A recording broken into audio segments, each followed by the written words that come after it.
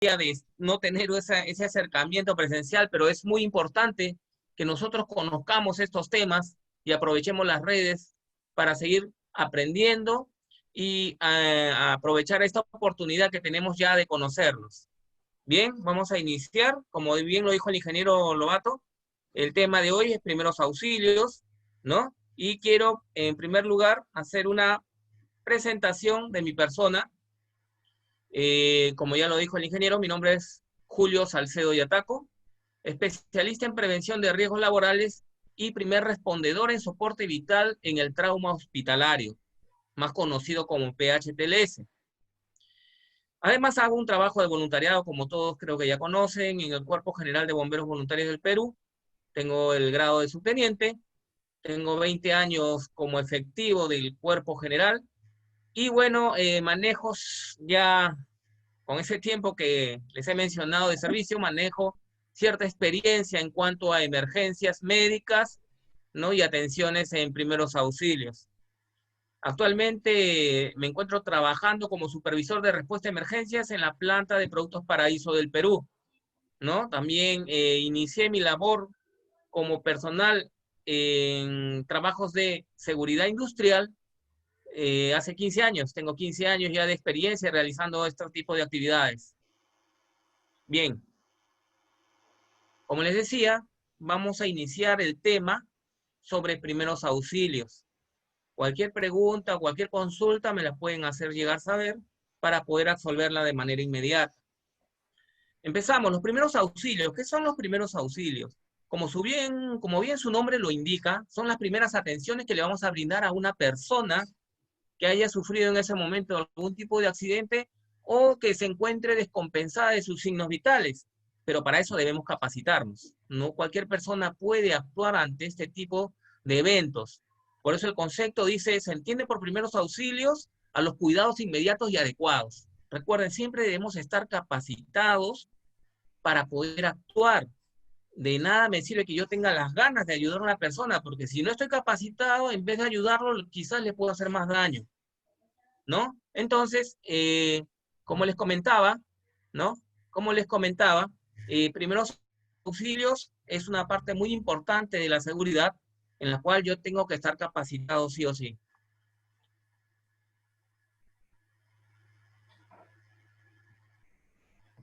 Los objetivos. Los objetivos en este tema son conservar la vida. Como todos sabemos, la vida de una persona es muy preciada y nosotros, si estamos en el momento preciso y estamos capacitados para hacerlo, tenemos que responder. Evitar complicaciones físicas, lo vamos a abordar a esa persona, vamos a abordarla con conocimiento. Ayudar a la recuperación. En este punto, nosotros inclusive podemos ser soporte psicológico de esa persona. Tenemos que brindarle calma, tenemos que brindarle la seguridad que con nosotros se va a sentir bien, que lo vamos a ayudar. Asegurar el traslado de los accidentados a un centro asistencial. Hasta ahí es nuestra función. Recuerden, nuestra actividad más que nada es prehospitalaria. Nosotros no somos, o ustedes no van a realizar esta actividad, ¿no? Como lo haría un médico o un profesional de la salud. Nosotros vamos a dar las primeras ayudas hacia esas personas que hayan sufrido este tipo de eventos. Tenemos una palabra clave, unas siglas, que representa y encierra todo este tema. ¿Cuál es? Proteger, alertar y socorrer, más conocido como paz. Recuerden, proteger, alertar y socorrer. Son tres pilares que encierra este tema de primeros auxilios. ¿En qué consiste proteger? En primer lugar, nosotros, como abordantes ante un evento, ¿no? de atención hacia una persona, lo primero que tenemos que ver es el lugar donde ha ocurrido el hecho. Tenemos que asegurarnos de que nosotros no vamos a ser la siguiente víctima. Por ejemplo, encontramos a una persona tendida en la calle, pero nosotros, en primer lugar, si vamos a hacer ayuda hacia esa persona, tenemos que cuidarnos nosotros primero. Verificar el entorno, si hay testigos, preguntar qué pasó. Si no hay nadie, verificar que no haya ningún tipo de elementos que haya podido causarle daño a esa persona. Probablemente le cayó algo en la cabeza, ¿no? O sea electrocutado con un cable suelto, nosotros no podemos abordar directamente a esa persona sin antes estar seguros de que no nos va a afectar en algo. Tenemos que verificar los riesgos que puedan atentar contra la vida del rescatista y la víctima. No ser yo una víctima más si voy a abordar.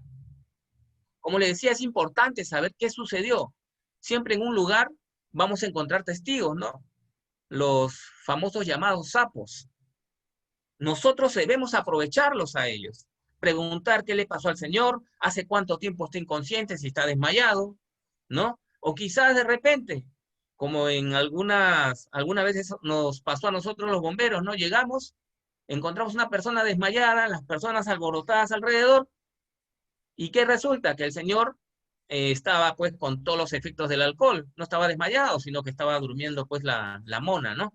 Así que siempre hay que preguntar, nunca se olviden, alertar. Creo que ya todos sabemos cuál es el número de emergencia que nosotros vamos a utilizar o ustedes van a utilizar en caso se presente este tipo de evento, ¿no? El 116, la central del Cuerpo General de Bomberos Voluntarios del Perú, donde nosotros estamos altamente capacitados profesionalmente para acudir en el momento que seamos llamados, ¿no? O también en el caso de la Policía Nacional del Perú, que es el 105, ¿no? Y recuerden, esto es muy importante, a nosotros nos ha pasado. A veces llaman a la central de emergencia, nos dicen la emergencia y ¡pop! Nos cortan. Señor, encontré una persona desmayada aquí en la calle, ¡pop! Y nos cortaron. No tenemos más datos ¿no? Al respecto. En ese momento nosotros tenemos que verificar qué número nos ha llamado para devolverle la llamada. Pero recuerden, lo primero que debemos hacer como personal capacitado en primeros auxilios es conservar la calma. Debemos conservar la calma para poder pensar claramente todo lo que vamos a hacer. En este punto de alertar, nosotros llamamos, identificamos qué es lo que está pasando, ubicamos calles con referencias y todo, ¿no? Y le brindamos esa información y no cortamos la llamada porque la persona que ha recibido todos esos datos nos va a pedir más datos probablemente. O es un puente abierto de comunicación entre ustedes y las personas que van a gestionar el equipo de respuesta a emergencia. Socorrer. Vamos a aplicar aquí en este punto las técnicas de primeros auxilios que lo vamos a ir desarrollando durante toda la capacitación. Para empezar, el famoso botiquín de emergencias que nosotros contamos en todos los lugares donde hay personas que se encuentran laborando o estudiando. Este botiquín de primeros auxilios, ¿no? Debe estar, como les decía, en lugares donde haya afluencia de personal, ¿no?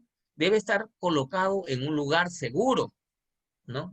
Visible, para que pueda ser inspeccionado mensualmente. Recuerden, adentro tenemos, ¿no? Tenemos medicamentos no invasivos, por si acaso. Botiquín siempre debe llevar elementos de primeros auxilios, más no medicinas, ¿ya? Deben llevar elementos para poder controlar hemorragias o posibles fracturas, temperaturas, signos vitales. Muy bien. Debe tener una lista del contenido para saber qué fechas vencen cada medicamento o cada accesorio que nosotros vamos a tener en el botiquín. Todos los botiquines deben tener su lista de contenido para poder llevar un control de los medicamentos vencidos y poderlos cambiar. En este punto de quemaduras, ¿no? Nosotros tenemos que observar los siguientes puntos. Ante una quemadura, por ejemplo, ¿no? El agente causal puede ser térmico, químico o eléctrico.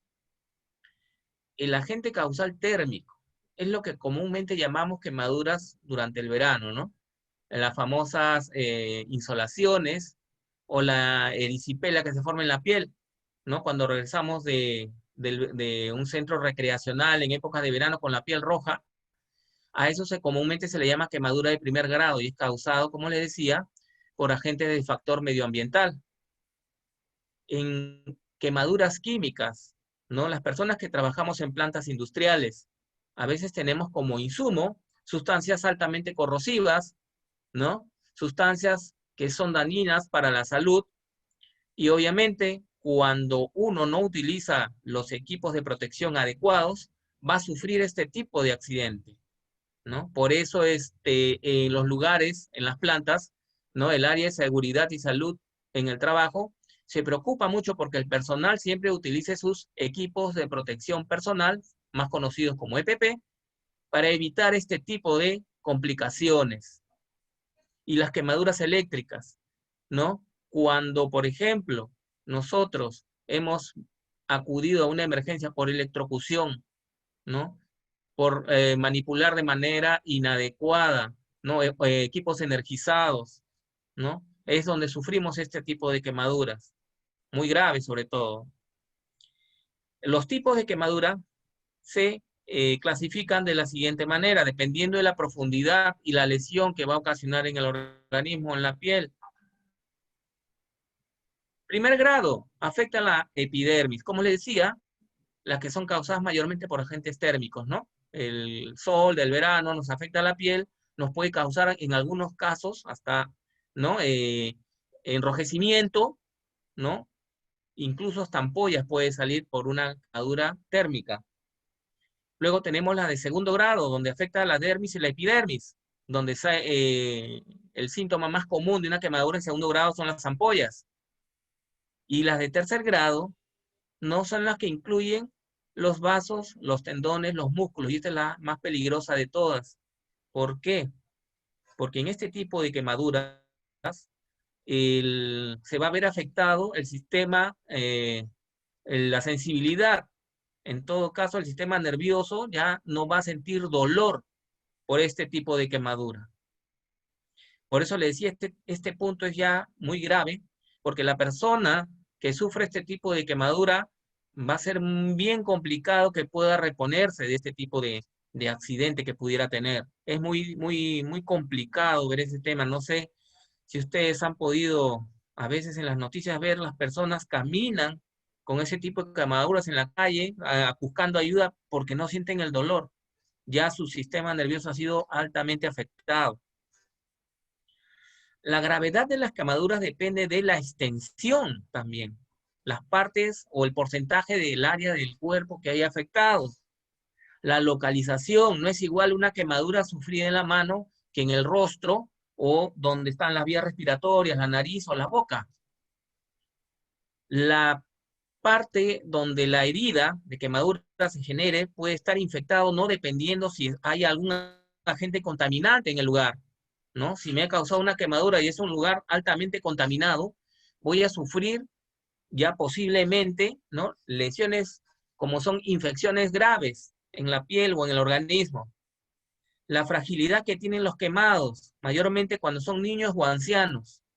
Todos estos puntos debemos evaluar nosotros para saber cómo vamos a actuar, para saber en qué nosotros podemos controlar el momento que suframos este tipo, ¿no? De accidentes.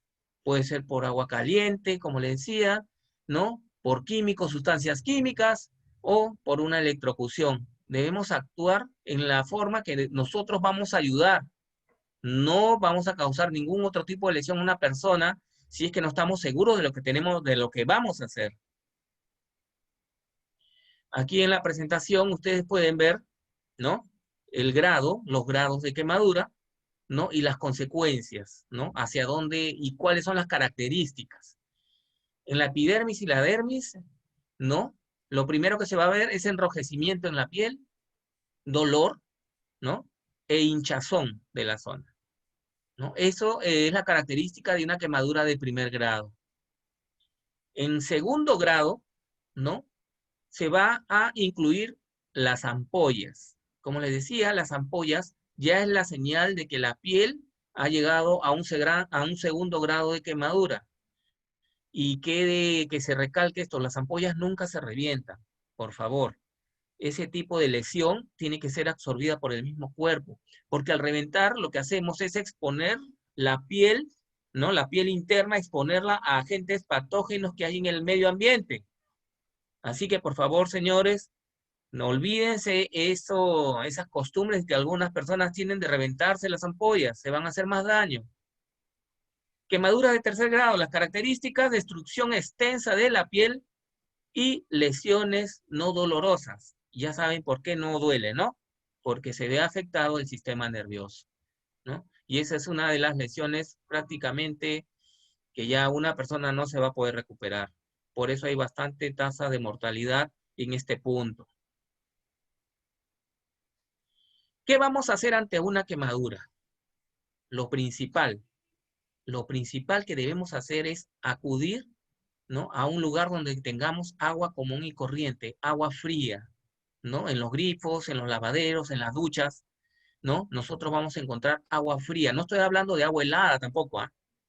No piensen de que porque se ponen hielo les va a ir mejor, al contrario, se van a hacer más daño. Tiene que ser agua fría, agua temperada de lo que sale en los caños, en los grifos, ¿no? Olvídense, algunas personas todavía tienen esas costumbres de antes, ¿no? Que decían, no, ponte una rodaja de tomate, ponte una papa, el otro se pone pasta dental. Son creencias que ya, bueno, con el correr de los años se descubrió pues que no era cierto nada de esto, al contrario, ¿no? Al contrario, nos va a causar más lesiones, nos va a perjudicar en la recuperación de la piel, ¿no? Nos va a ayudar esto a que nosotros tergiversemos, ¿no?, los conocimientos que el día de hoy vamos a ver sobre primeros auxilios. Recuerden, lo primordial y lo más práctico y efectivo es el agua fría y corriente, ¿no? Ir con el miembro que ha sufrido la exposición a la quemadura y colocarlo ahí durante 15 a 20 minutos. Eso va a ser un efecto de limpieza, va a crear un efecto, va a bajar la temperatura alta que pueda ocurrir en esa zona, ¿no? Y va a causar, ¿no?, el enfriamiento de la zona afectada. Debemos considerar los siguientes puntos. Como les comentaba, las ampollas no deben reventarse. Las ampollas se van a reabsorber solas en el cuerpo. Las ampollas son líquidos producidos por las linfas que contienen glóbulos blancos. El organismo es tan sabio, ¿no?, que responde de esa manera. Nosotros no debemos actuar de alguna manera que nos vamos a perjudicar más de lo que ya podríamos estar perjudicados. No debemos colocar apósitos, gasas o algodones o algún tipo de material que pueda adherir estas gasas, como son los esparadrapos, ¿no?, sobre una quemadura, porque vamos a causar más lesión. Recuerden, esa quemadura va a dejar la piel probablemente expuesta, ¿no? Va a comenzar a salir el líquido, como les decía, producido por glóbulos blancos, y al pegarse la gasa en la herida, ¿no?, vamos a causarle más daño a la piel, a la persona, porque se le va a adherir, y para retirarlo lo vamos a hacer sufrir, porque le vamos a tener que remojar la herida, agregar ciertos medicamentos para que suelte esa gasa. Para eso hay medicamentos especiales, otros tipos de gasas, que son gasas, ¿no?, que vienen con un medicamento especial para que no se adhiera a la herida. Como otro punto es aplicar pomadas, ¿no?, más conocido como la silverdiazina, que se va a aplicar con un elemento estéril, no se va a aplicar con la mano, ¿no? Julio, Podemos usar Julio, ¿qué un tal? bajalenguas, pues, ¿no? Julio, Sí, Roberto, acá hay una pregunta, Julio. Dice que para el tema de quemaduras, dice, ¿se podría aplicar aceite? ¿Es recomendable? a ver, me faltó, creo, comentar ese temita del aceite, ¿no? Señores, lo recomendable es no aplicar ningún agente extraño a una quemadura. Recuerden, al inicio les comenté, ustedes están viendo temas de primeros auxilios, atenciones prehospitalarias. Aplicar cualquier tipo de sustancia al organismo nos va a afectar. Nosotros lo que tenemos que hacer es estabilizar. El medicamento se lo dejamos ya a los profesionales de la salud, ¿no? Nosotros tenemos que estabilizar a esa persona, no le apliquemos nada. Nosotros no podemos, incluso, no podemos ni darle ningún medicamento. Nosotros vamos a estabilizar con los accesorios que tenemos que no son invasivos. Todos van a ser medicamentos tópicos, nada más. No se aplica, como le decía, rodajas de papa, tomate, aceite, pasta dental. Señores, estamos hablando de que vamos a ayudar a una persona, no vamos a organizar una ensalada en su cuerpo. Olvídense formas de actuar cuando antes nos engañaban con esos temitas, ¿no? Así que, por favor, consideren esos puntos. Bien, continuamos. Como les comentaba, hay una pomada o ungüento que es la silverdiazina, que es de uso tópico, ¿no? Es de uso tópico. Incluso este medicamento se usa para cuando son quemaduras por insolación, cuando vamos a la playa, ¿no? Es un medicamento que no necesita receta médica, porque actúa de manera que refresca la piel y es también un analgésico, ¿no? Analgésico, o evita el dolor, ¿no? Y se aplica con un bajalenguas, nunca con los dedos, ¿ya? Vamos a cubrir a la víctima, ¿no? Como le decía, ahí en la presentación pueden ver que se está vendando a la persona. ¿Por qué? Porque se le ha aplicado el ungüento y se le ha aplicado esa gasa especial que se llama Yelonet. Es una gasa que viene con una cera especial para que no se adhiera lo que vamos a cubrir, esa probable herida ya abierta o piel expuesta ya por la quemadura, ¿no? Y por eso, una vez que ya tiene su gasa Yelonet especial para quemaduras, se le pone la venda, ¿no? Y como en toda atención de primeros auxilios, se debe trasladar de manera inmediata a la persona. Pero recuerden también, al inicio, nosotros vamos a estabilizar a la persona, vamos a controlar, ¿no? Cualquier tipo de fuga, digámoslo así, entre comillas, si es que está sangrando, ¿no? Y una vez que ya está estabilizada, se le deriva a un centro hospitalario. No lo vamos a movilizar sin haber estabilizado a esa persona. Llegamos al punto de las hemorragias. Muy bien. Las hemorragias pueden ser arteriales, ¿no? La sangre, ¿cómo la voy a detectar si es una hemorragia arterial? Porque la sangre, el color es un rojo intenso, es un rojo vivo, ¿no? Y la forma de salir hacia el exterior de esa sangre va a coincidir inclusive con las pulsaciones que nosotros tenemos, ¿no? Por eso ahí dice en la presentación, la sangre proviene de una arteria, es muy roja saliendo a borbotones, ¿no? Va a coincidir con las pulsaciones que nosotros tenemos y ahí nos vamos a dar cuenta de que es una sangre arterial. Es una hemorragia provocada, ¿no? Por alguna lesión en una de las arterias. Si es sangre venosa, ¿cómo la voy a identificar? Porque la sangre que circula por la vena es de color oscuro y sale de forma continua, ¿no? Como un cañito. Va saliendo y el tono de color es más oscuro. Es muy diferente al arterial, recuerden, ¿no? La arterial sale coincidiendo con las pulsaciones del corazón y la venosa sale de forma consecutiva. La capilar, por ejemplo, cuando sufrimos raspaduras, cuando nos caemos en ¿no? escoriaciones en las rodillas, en los codos, ¿no? La lesión de la piel ocurre y ahí es donde se produce este tipo de hemorragia capilar, ¿no? Sale por diferentes puntos las gotitas de sangre, ¿no? Que se extiende y van humedeciendo la zona afectada si tenemos una prenda, ¿no? Tenemos las hemorragias clasificadas en hemorragia externa y hemorragia interna, ¿no?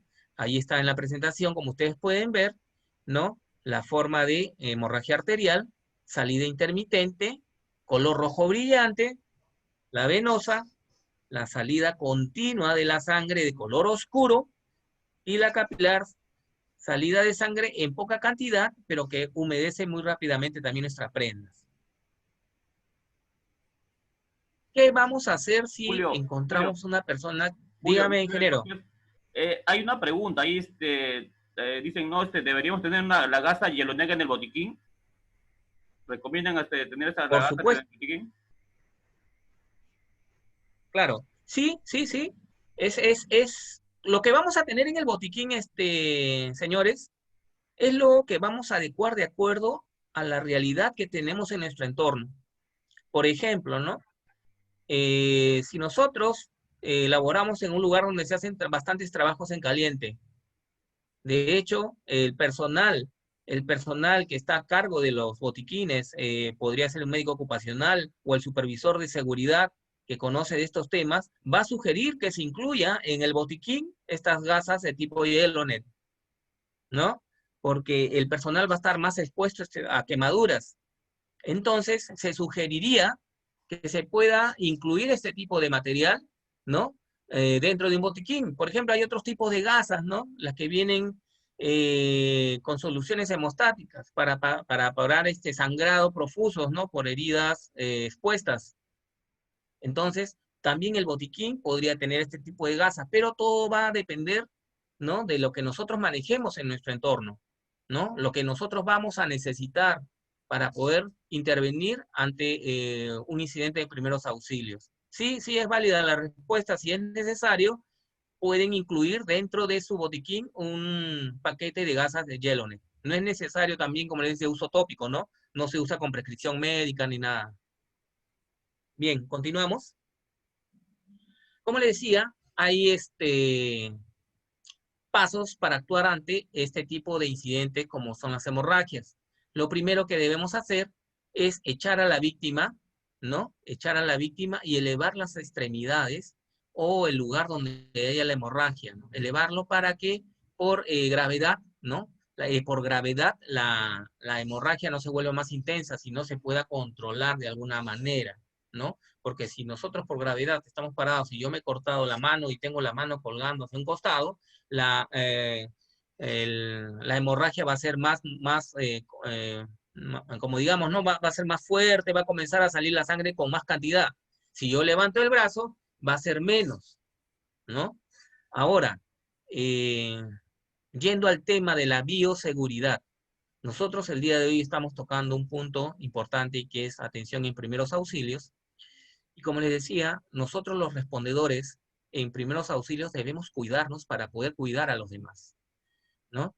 Recuerden, la bioseguridad es muy importante, ¿no? Cuando atendemos este tipo de sangrado, hemorragias, o vamos a tocar a una persona que probablemente tenga expuestos ciertos tipos de fluidos, debemos protegernos con mascarillas, con lentes de seguridad, con guantes de látex, porque vamos a manipular a la persona, vamos a tocarla.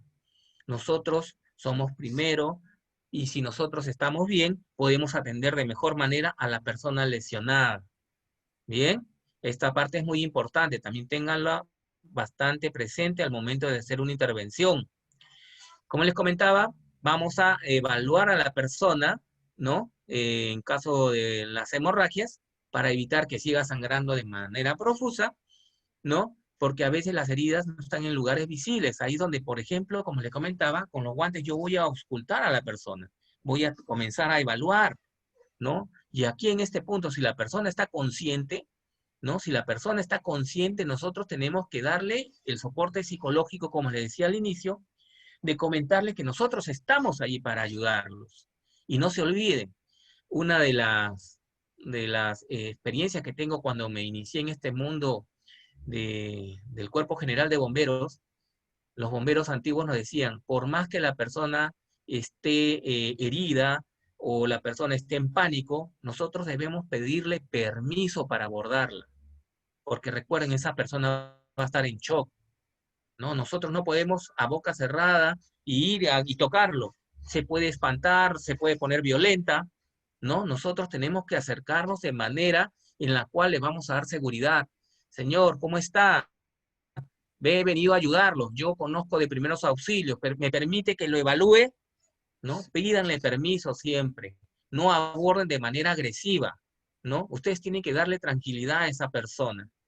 Muy bien, ¿cuáles son los pasos para detener las hemorragias? En primer lugar, la presión directa sobre la herida, ¿no? Como regresemos al punto de un corte, ¿no? Un corte en la pierna. Cubrimos la zona con gasas que debemos tener ya en nuestro botiquín, apósitos, no gasa sola, apósito, ¿no? Les explico, el apósito bien vendría a ser la gasa que envuelve una torunda de algodón, ¿no? Una torunda de algodón. Entonces el algodón nunca va a estar expuesto directamente a la herida, la gasa sí. Entonces lo que vamos a hacer es como una especie de pequeño tamalito, ¿no? El algodón al medio y envolvemos gasa. Eso se llama apósito, ¿no? Eso lo colocamos sobre la herida y hacemos presión directa sobre ella. La idea de contener la hemorragia es que la persona no nos vaya a entrar en shock hipovolémico, ¿no? Y a veces ha sucedido esto en las noticias, salen, las personas murieron se desangraron. Las personas fallecen por desangramiento. Y nosotros podemos hacer mucho deteniendo ese sangrado, ¿no? La persona puede llegar al centro hospitalario, centro de salud, y puede ser contenida esa hemorragia ya por los profesionales de la salud, pero lo que nosotros hacemos, valga la forma de expresarse, es crear un tapón para evitar que esa persona se nos desangre. El otro punto es la elevación del miembro afectado, ¿no? Mientras más alto, mejor, ¿no? Por gravedad ya vamos a ganar bastante tiempo ahí a que la persona se pueda desangrar. Presión directa sobre la arteria. En este punto vamos a ubicar los lugares, ¿no? Por ejemplo, si es en el brazo, a la altura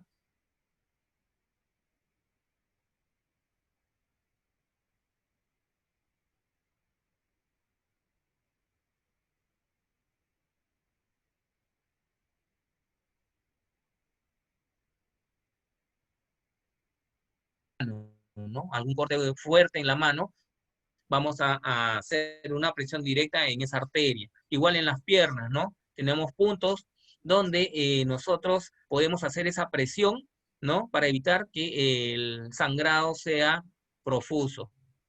Por último, el torniquete, ¿no? El torniquete en casos muy excepcionales, porque hay que estar entrenado para aplicar este tipo de contención en la hemorragia, ¿no? Porque lo que vamos a hacer es cortar la circulación de la sangre en esa zona afectada, ¿no? Debemos aplicarlo y controlar mayormente el tiempo que esa persona va a estar con el torniquete puesto. Como les decía, le vamos a cortar la circulación en esa zona, ¿no? Pero es una parte muy importante para utilizar en casos, por ejemplo, de amputaciones, ¿no? Porque si a esa persona no le aplicamos un torniquete, se nos va en 5 minutos, ¿no? Entonces, como dice acá en el punto 4, el torniquete en casos muy excepcionales o especiales. Como Julio, ustedes pueden ver acá en Julio, la gráfica, Julio, ¿me sí, llegas a ingeniero, copiar? dígame. Acá hay una pregunta, Sí, dice, sí, si no tengo en el momento de la emergencia guantes de látex, ¿qué hago? ¿Puedo proceder con los pasos mencionados anteriormente? ya. Muy bien, acá hay una pregunta que me hacen llegar, ¿no? De que si no tuviera los guantes de látex en el momento, ¿qué hacíamos los bomberos? ¿No? Ustedes saben que nosotros no contamos a veces con todos los recursos para poder tener nuestras cosas. En el peor de los casos, bolsas. Si nosotros estamos en la calle, ¿cuántos vendedores ambulantes tenemos por ahí que nos faciliten un par de bolsas? No toquemos a la persona porque no la conocemos. Tenemos que cuidarnos. No se expongan, a no ser que sea un familiar. Pues no, yo sí, como dicen por ahí, yo por mi familia daría todo, ¿no? Pero en la calle no, señores, tengamos mucho cuidado con un compañero de trabajo, ¿no? Debemos cuidarnos para, como les decía, cuidar a los demás, ¿no? En ese caso, como les decía, ha ocurrido, ¿no? En las calles, por ejemplo, bolsas, ¿no? Nos poníamos bolsas en las manos. Aunque todos nosotros los bomberos, como todos sabemos, ya nosotros mismos a veces nos agenciamos nuestros recursos, ¿no? Ahora que ustedes ya van a llevar o están llevando esta capacitación, lo mínimo que deberían llevar en sus bolsillos debe ser un par de guantes de látex. Lo mínimo, para poder, ¿no? Ayudar a las personas. Lo bonito de esta capacitación, señores, en primeros auxilios, es que nosotros vamos a ayudar a otras personas, ¿no? Es lo que es la filosofía que todos, creo, los que estamos metidos en este mundo, siempre vamos a tener presente, ayudar a alguien, ¿no? Como yo le decía antes a los bomberos jóvenes, ¿no? La satisfacción de ayudar a alguien, nadie te la va a quitar, ¿no? A partir de esta fecha, ¿no? Recuerde, llévense un par de guantecitos de látex en el bolsillo. Bien, continuamos. Como les decía, en hemorragias tenemos lo que es aplicación, presión directa sobre la herida con apósito. Volvemos al tema del apósito, ya saben, ¿no? Cómo van a preparar sus apósitos. Nunca algodón directamente sobre la herida, por favor, ¿ah? Olvídense del algodón, porque va a dejar esas fibras, esa pelusa en la herida y le van a crear una infección a la herida. Van a complicar todo ahí. Aplique un apósito más si es necesario. ¿A qué se refiere? Si yo pongo un apósito sobre una herida sangrante y estoy haciendo presión directa y me doy cuenta de que el apósito se está humedeciendo, ¿no? Y probablemente no sea suficiente, lo que voy a hacer es traer otro apósito y colocarlo encima de ese apósito humedecido, volver a hacer más presión y colocarle otro apósito más. No vayan a retirar el primer apósito, porque si ustedes retiran el primer apósito humedecido así como está, en esa herida probablemente ya se esté formando un tapón de coágulo de sangre. Y al quitar ese primer apósito van a destapar nuevamente la herida y van a generar que haya más sangrado todavía. Por eso acá dice en este punto, aplique un apósito más si es necesario. Bien, siempre un apósito más. Nunca se retira el primero, se pone y se coloca. Bien. Luego, sostenga el apósito con vendaje compresivo. Una vez que ya hemos colocado los apósitos y vemos de que ya hemos ganado, ¿no? Hemos detenido el sangrado, le colocamos una venda, ¿no? Ligeramente apretada sobre el miembro afectado, ¿no? Y procedemos ya con el traslado. ¿Y qué más? Si se dan cuenta en el ejemplo, está con la parte afectada es un brazo, recuerden, elevar el miembro, que el señor se vaya con su brazo como si estuviera diciendo presente, ¿no? Brazo elevado. Acá, como ustedes pueden ver el ejemplo, en la fotografía, la Julio, señorita ha Julio, levantado... Julio, ¿me sí, copias? ingeniero, dígame. Acá hay otra pregunta bien Sí, sí, interesante. adelante. Mira, dice ¿cómo saber si el paciente está en shock? ¿Cuáles son los síntomas? Y el torniquete, una vez puesto, ¿se puede desajustar? Esa es la pregunta que nos hace Ya, muy bien, Carlos Ávila Marín. muy bien. Bien, Carlos, me acaban de dar tu pregunta. ¿Cómo identificar a un paciente que ha hecho shock? Vamos a entender sobre shock hipovolémico, ¿ya? Porque hay otros tipos de shock también, ¿no? El shock hipovolémico por pérdida de sangre. En primer lugar, la persona va a comenzar a tener un aspecto pálido, ¿no? ¿Por qué? Porque ha perdido sangre, ¿no? Va a comenzar a tener convulsión, digamos, el cuerpo va a comenzar ¿no? A presentar espasmos, ¿no? Va a comenzar a tener una sudoración fría, ¿no? Esos son los síntomas del shock hipovolémico. Las uñas, las manos, le aprietas las uñas y no hay retorno. No hay retorno de ese color rojito que tienen ¿no? las uñas, tú las aprietas y ves cómo retorna rápidamente. Pueden todos ahorita probar, apriétense las uñas con la yema de los dedos y van a ver cómo retorna el color rojo. En cambio, cuando ya estamos a punto de un shock hipovolémico, lo aprietas y prácticamente no demora o no, ya no se ve el retorno, ¿no? Esas son las señales que nosotros podemos, ¿no? Y punto de la siguiente pregunta, ¿no? Eh, ¿Cuál era perdón, ingeniero, la segunda pregunta? El torniquete, una vez puesto, dice, ¿se puede desajustar? O sea, ¿se desajusta? Ya, de acuerdo a las últimas, ¿no? De acuerdo a los últimos conceptos que se han elaborado en el tema del torniquete, antiguamente el torniquete tenía que desajustarse ¿no? Cada 5 o 10 minutos, pero ahora se puede manejar el torniquete hasta 1 hora para llevar a la persona, ¿no? 1 hora lo podemos tener a esa persona con el torniquete puesto, ¿no? Porque si vamos a estar en ese plan de ajustar cada 10 o 15 o 20 minutos, ajustando y desajustando, lo que vamos a hacer es que esa persona se desangre en ese momento que estamos desajustando y volver a ajustar, ¿no? Entonces, de acuerdo a los últimos conceptos, nos indican, ¿no? De que el torniquete puede llegar con esa persona colocado hasta 1 hora y llegar al paciente, ¿no? Y llegar al paciente al centro de salud, ¿no? Es lo más rápido que podemos actuar. Y también colocar apósitos, hacer el vendaje compresivo, todo lo que estamos viendo en este punto de hemorragia. Bien, vamos a continuar. Ahora vamos a tocar el tema de las hemorragias nasales, más conocida como epistaxis, ¿no? ¿Quién no ha sufrido una hemorragia nasal, no? Creo que la mayoría de todos nosotros hemos tenido este problema, ¿no?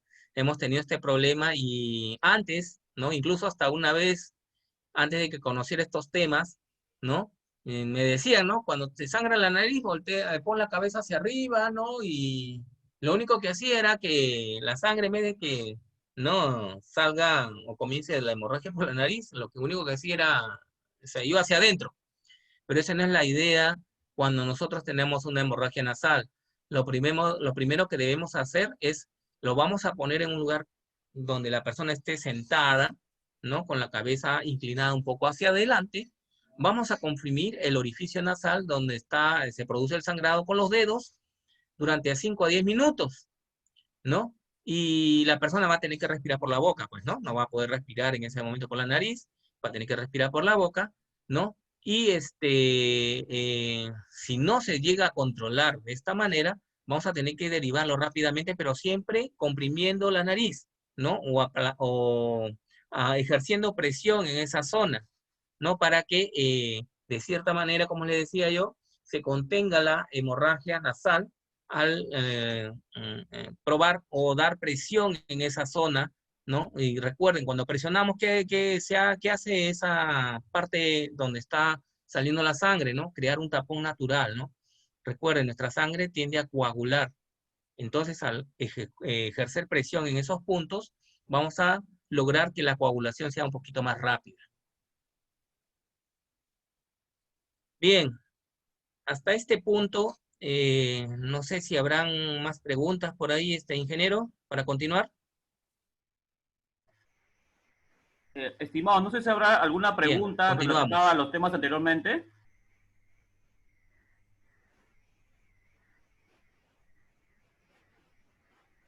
¿Alguna pregunta, obviamente por el chat, o alguien de repente quiere activar el micrófono? Si no, continuamos con la charla. A ver, me confirman por el chat.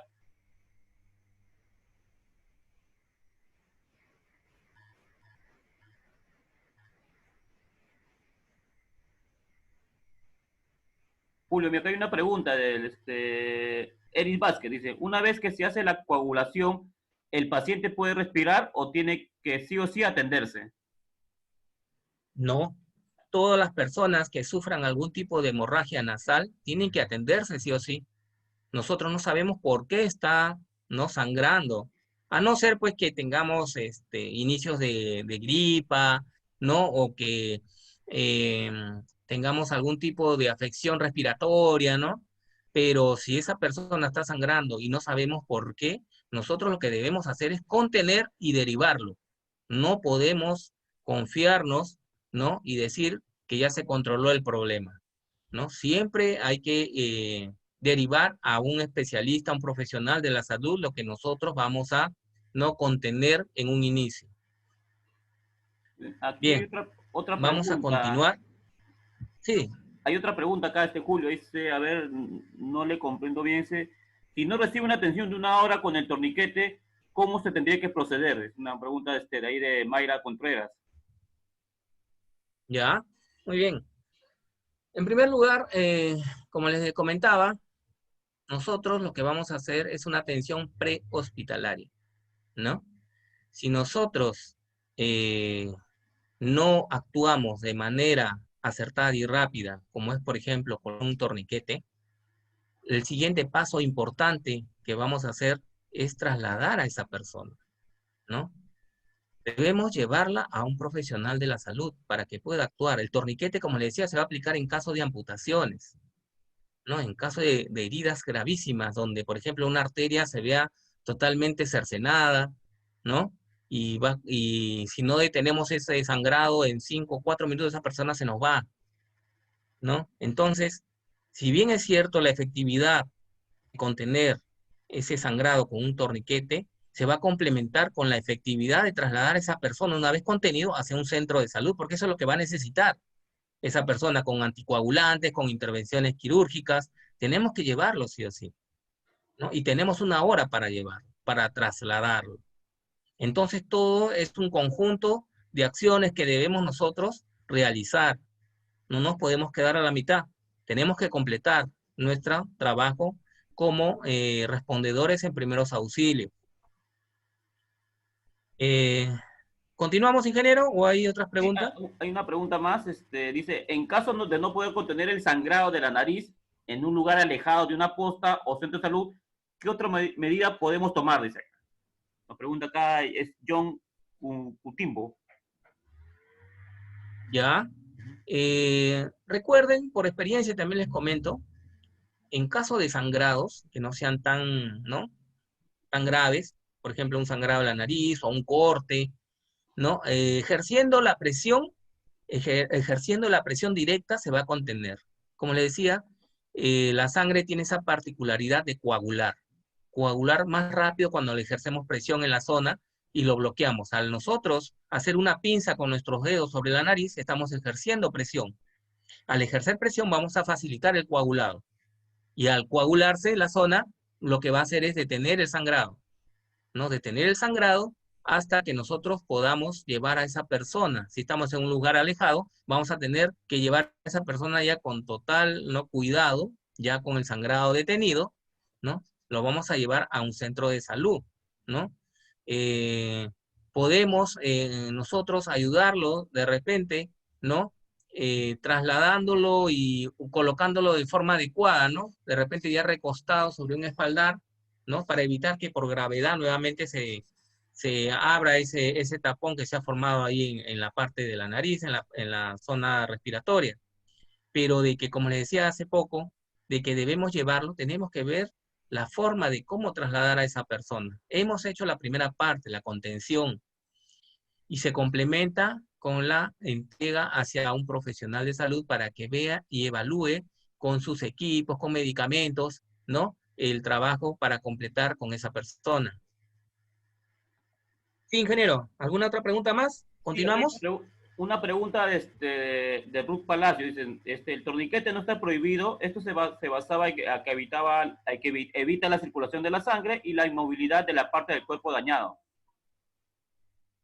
Ya, es cierto, por eso les comentaba que antiguamente el torniquete solamente se usaba, ¿no? Para, por ejemplo, personal militar, ¿no? En zonas de conflicto, ¿no?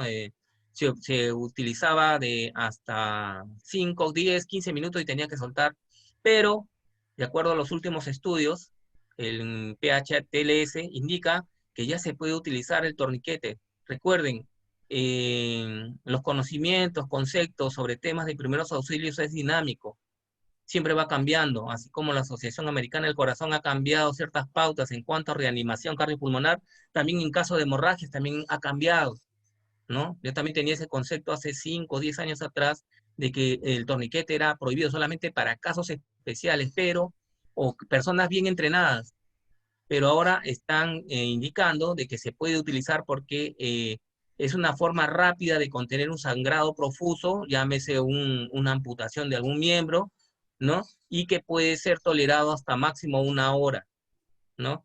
No vamos a soltar ese torniquete hasta que, ¿no? Hasta que sea entregada esa persona a un centro donde le puedan realizar las intervenciones correspondientes.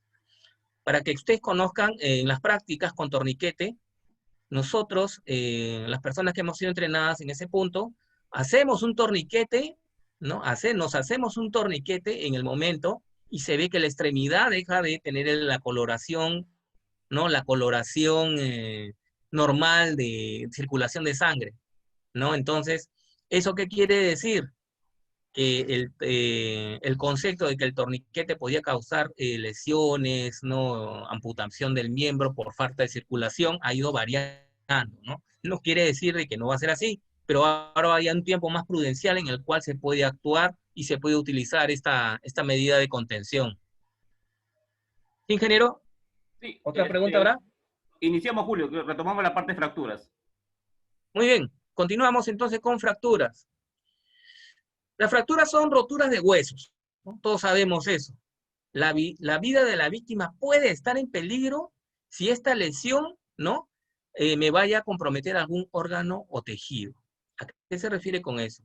El hueso al romperse o al fracturarse, ¿no? Podría perforar algún órgano interno, ¿no? Dependiendo del tipo de lesión, dependiendo del tipo de cinemática del accidente, cómo ha sido el accidente, lo violento que ha sido, ¿no? Y el hueso quebrado, ¿no? Se vuelve un elemento filoso que puede, ¿no? Dirigirse hacia la parte interna y afectarme a algún órgano o inclusive, ¿no? Este hueso puede salir hacia el exterior y romper la piel. Por eso en las fracturas nosotros debemos tener mucho cuidado, como en todas las lesiones que nosotros vamos a tener, ¿no? De saber evaluarlo y saber inmovilizar a la persona en el momento. ¿no? Las lesiones más graves por fracturas son las hemorragias, ¿no? Como le comentaba, ¿no? El hueso, ¿no? Roto va a afectarme posiblemente, ¿no? Órganos internos, va inclusive en accidentes vehiculares, la fractura mayormente en los que conducen un vehículo, que son el fémur fracturado, ¿no? O con fractura expuesta, ¿no? El fémur mayormente ocasiona la mortalidad en los choferes porque les corta, ¿no? La arteria principal que circula, ¿no? Por esa zona de entre la pierna y la cadera, ¿no? Cortando la arteria. Entonces, en este punto, como le decía, las fracturas son graves cuando ocurren lesión de vasos sanguíneos o arterias y afecta órganos vitales. Tenemos dos tipos de fracturas. La cerrada, donde el hueso se rompe y no se sale de su lugar, ¿no? Y la piel permanece intacta, no ha afectado ningún tipo de órgano, ¿no? Y la abierta, ¿no? La que implica acá ya la exposición del hueso hacia el exterior o hacia la parte interior, ¿no? Ahí ven ustedes en el gráfico la fractura abierta, el hueso está totalmente fuera de su lugar, roto y exponiéndose al exterior, y la cerrada que ha mantenido su posición original, pero está roto, ¿no? No hay la continuidad. En este punto vamos a ver lo que son luxación y esguince. Luxación, lo que antes se conocía como dislocación, ¿no? No sé si ustedes habrán escuchado esa palabrita. Se ha dislocado el tobillo, se ha dislocado el codo, la muñeca. La luxación es la separación permanente de las superficies articulares. Los puntos donde hay articulación, ¿no? Muñeca, tobillo, no codo, ¿no? La unión de esos dos huesos se salen de su lugar y a eso se le llama luxación.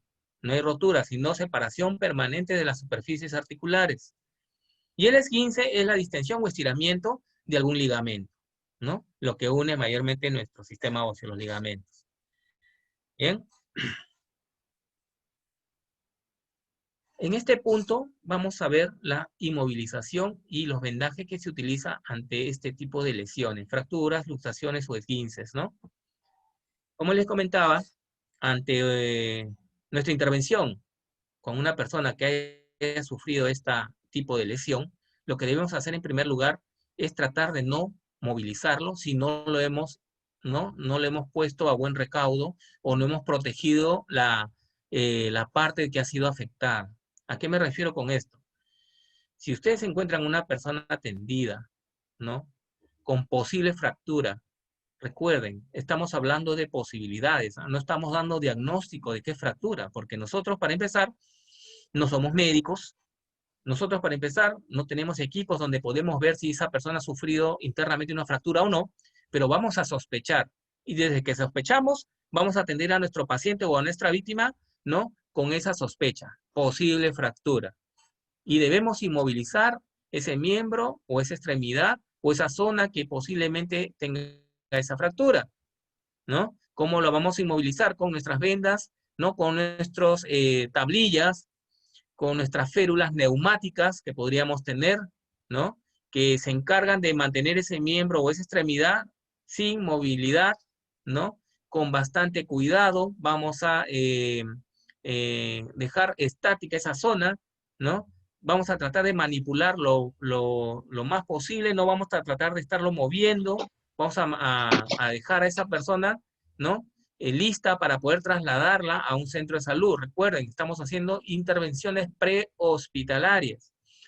Como ustedes ven, tenemos en el primer gráfico cómo se inmoviliza una persona que haya sufrido algún tipo de lesión en el hombro, puede ser luxación, esguince, fractura. Esa es la forma como se va a inmovilizar con vendas, ¿no? El brazo, el cuerpo mismo va a servir como una especie de tablilla o férula para contener el brazo y evitar que se mueva, ¿no? Luego, el codo, ustedes están viendo ahí, para eso tenemos, podemos improvisar férulas, inclusive, ¿no? Con cartones, ¿no? Podemos hasta con periódicos, se forman, ¿no? Tablillas, ¿no? Juntando varias hojas de periódico hasta hacerlo rígido y lo vamos a vendar, ¿no? En el antebrazo, en la muñeca tenemos la venda, como ustedes pueden ver ahí en el gráfico, ¿no? La venda tiene una forma especial de colocar, ¿no? A cierta presión también, tampoco no lo vamos a presionar tanto que vamos a provocar que esa mano se hinche, ¿no?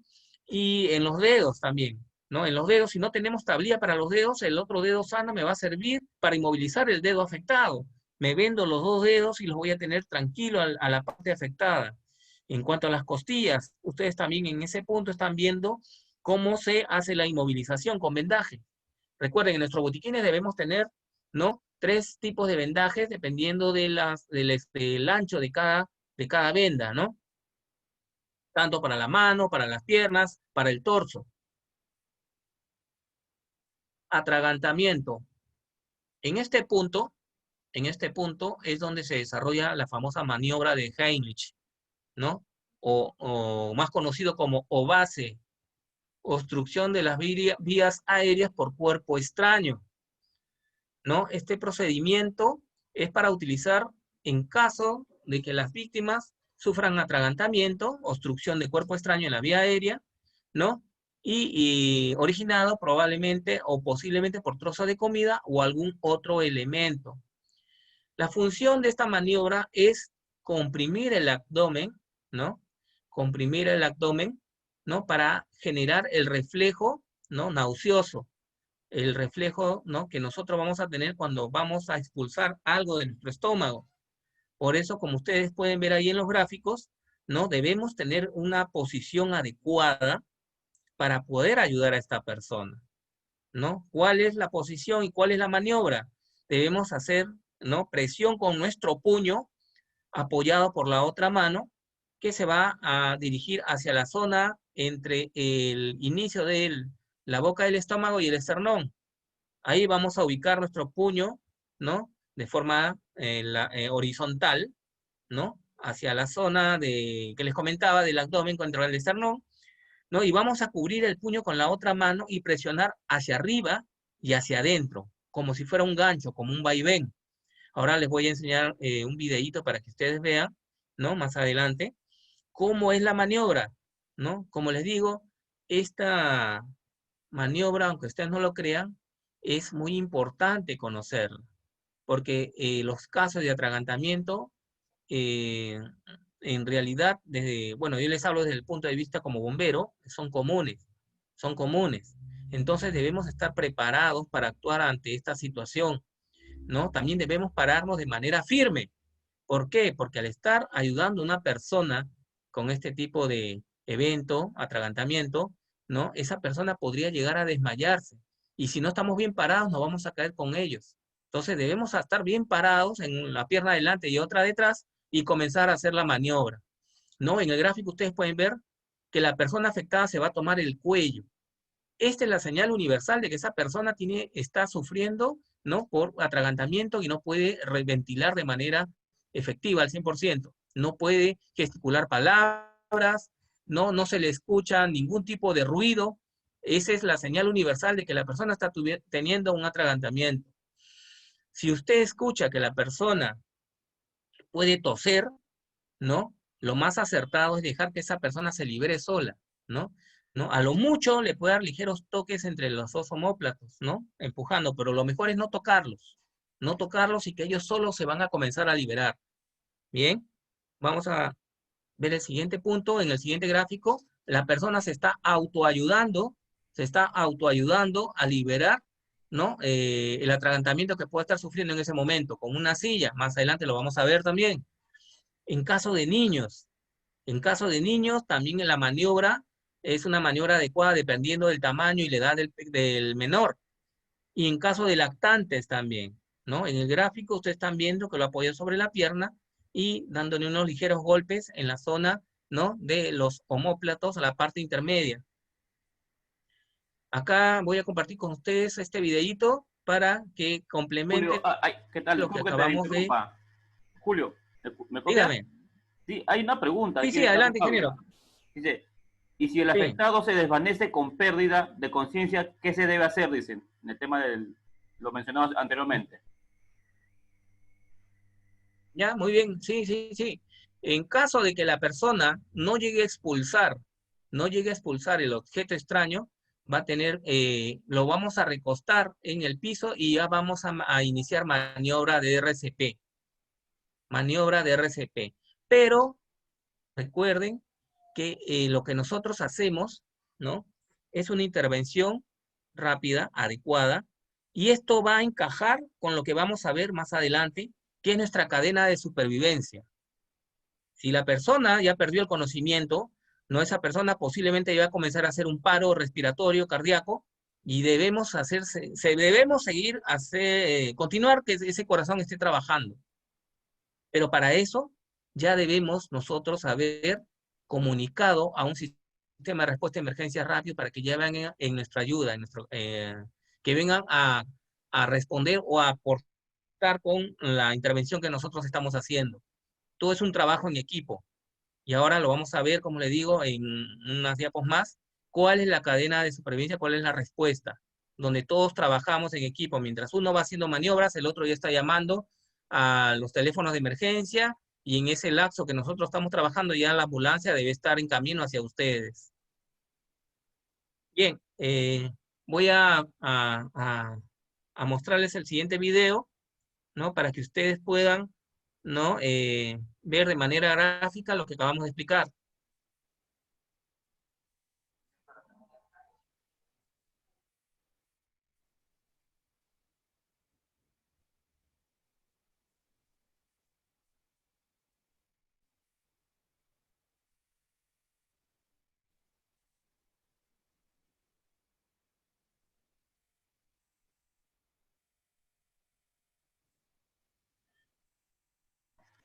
Julio, un favor, no se escucha, no hay audio en el video. ¿Ya?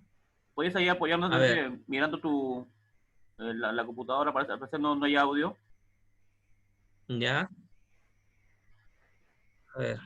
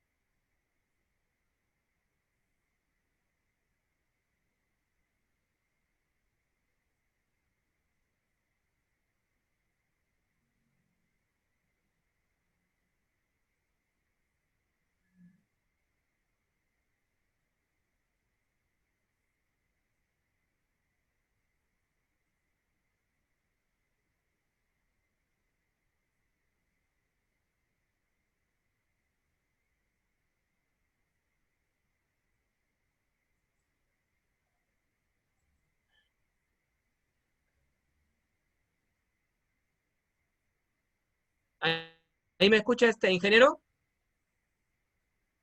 No tenemos audio, Julio, en el video. ¿Hay audio? Bien. Vamos a explicar entonces, voy a presentarles las imágenes y voy a explicarles cómo viene realizando la maniobra. Acá tenemos 3 maniquíes donde se va a realizar la maniobra, tanto para adultos como para niños.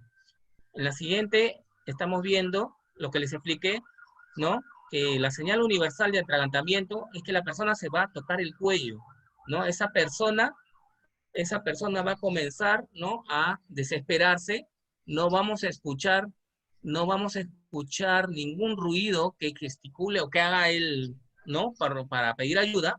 Entonces, vamos a colocar, como le comentaba, el puño, ¿no? Como ustedes pueden ver ahí, lo que se hace es apretar y levantar. Apretar y levantar. Miren, ¿no? Está simulando ahí que el objeto extraño está en la boca, Ahí, esa es la posición. Miren la mano, el puño hacia el lateral. Eso. ¿Ven? Comprime, comprime, aprieta y levanta. Esa maniobra sí es bien cansada, hay que tener bastante fortaleza para poderla realizar. Si la persona ya perdió el conocimiento, tenemos que realizar el RCP, ¿no? Tenemos que realizar la maniobra, en este caso para un adulto. Ahora vamos para un niño, ¿no? Acá estamos hablando de un atragantamiento, ¿no? Nuevamente, las manos al cuello, ¿no? Las manos al cuello, pero está que tose el niño. Entonces, dándole unos pequeños golpes en la espalda, pequeños golpes, no estamos hablando de que se le va, ¿no? A dar un buen golpe, no. Pequeños golpes en la espalda para que nosotros ayudamos a esa persona que expulse el objeto extraño que puede estar en ese momento ocasionando el problema. Cuando es niño, como ustedes pueden ver, tenemos que levantar a la posición favorable para nosotros a hacer la maniobra, que es la compresión, ¿no? En el abdomen, ¿no? Entre el esternón y el inicio del abdomen. Bien, siempre recuerden de que cuando es una persona pierde el conocimiento, ya debemos aplicar el RCP, porque va a comenzar a tener problemas, ¿no? Problemas de respuesta cardíaca y respiratoria. Entonces debemos seguir manteniendo ese corazón funcionando. Y recuerden que cuando hacemos un RCP, estamos irrigando el cerebro, ¿no? Al hacer estas compresiones, lo que vamos a fomentar de que la circulación no se detenga. Ahí estamos viendo en el caso de un lactante, apoyarlo sobre el brazo, al bebé, al niño, sostenemos la mandíbula con las manos como una pinza, ¿no? Y ahí estamos haciendo las compresiones, ¿no? Sí, porque el niño ya dejó de respirar, ¿ya? Entonces perdió la conciencia, ¿no? Entonces, ustedes ven ahí que ya el niño se le da pequeños golpes en las zonas escapulares, los omóplatos, ¿no? Y nuevamente al RCP, ¿no? Tenemos que sostener bien su carita con la mano, como le decía, como si fuera una pinza, sostenerlo para evitar de que no, al momento de golpear la espalda, o la parte, ¿no? De los omóplatos, no vaya a su cabecita a rebotar sobre nuestra mano. Tenemos que sujetar bien el rostro del lactante, ¿no? Acá, por ejemplo, estamos viendo cuando la persona se va a hacer la maniobra de Heimlich de manera donde él se va a ayudar con un elemento, ya puede ser una silla, ¿no? Puede ser una silla para poder autoayudarse, ¿no? Autoayudarse, ¿se dan cuenta? Se deja caer y hace presión sobre el abdomen, ¿no? Hace presión sobre el abdomen. Como le digo, la particularidad de esta maniobra, o la función de esta maniobra, es generar el efecto nauseoso, ¿no? El efecto nauseoso para que nosotros, nuestro propio organismo, expulse ese cuerpo extraño, ¿no? Y que en ese momento, si no lo liberamos de manera adecuada o rápida, nos va a generar más problemas, ¿no? No queremos llegar al punto en que tengamos que hacerle la maniobra de RCP.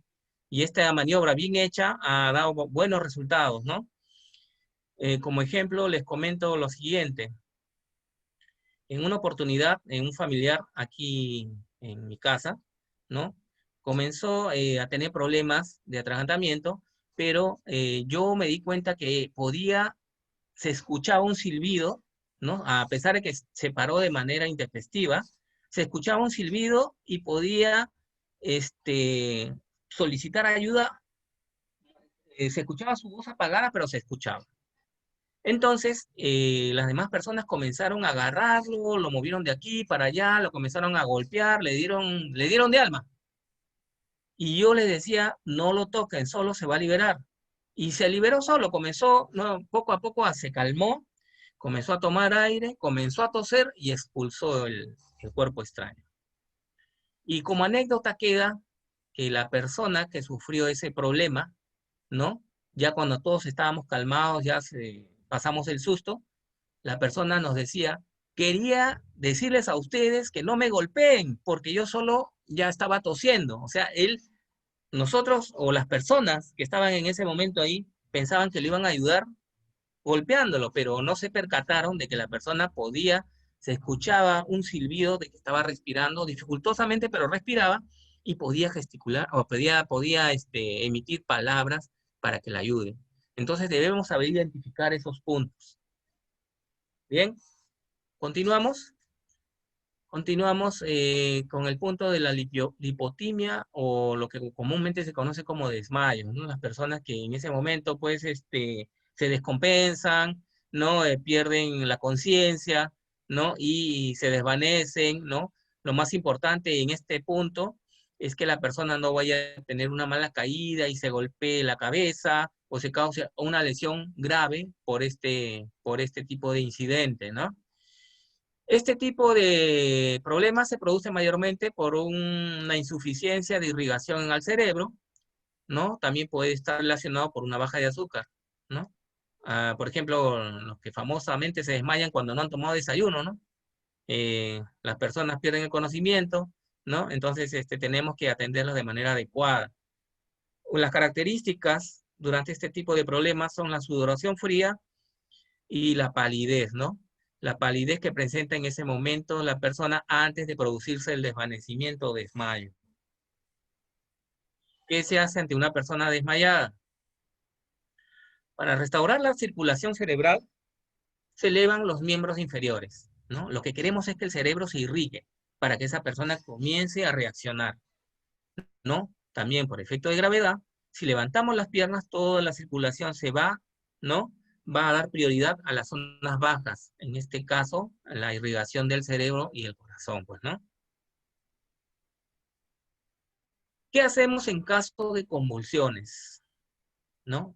Una convulsión, por ejemplo, una persona que tiene medicamento o que está medicada, por ejemplo, las personas que sufren de epilepsia, ¿no? Y se olvidan en algún momento de tomar su medicamento, va a sufrir este tipo, ¿no?, de eventos, ¿no?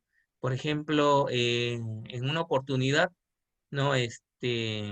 Abordé a una persona ¿no? Que estaba pasando por este tipo de crisis, ¿no? Y lo primero que hay que hacer, como le decía, cuando una persona se desmaya, es evitar que en la caída se golpee y se lesione más, ¿no? Entonces, nosotros nos damos cuenta que una persona va a convulsionar, ¿no? Comienza a mirar de manera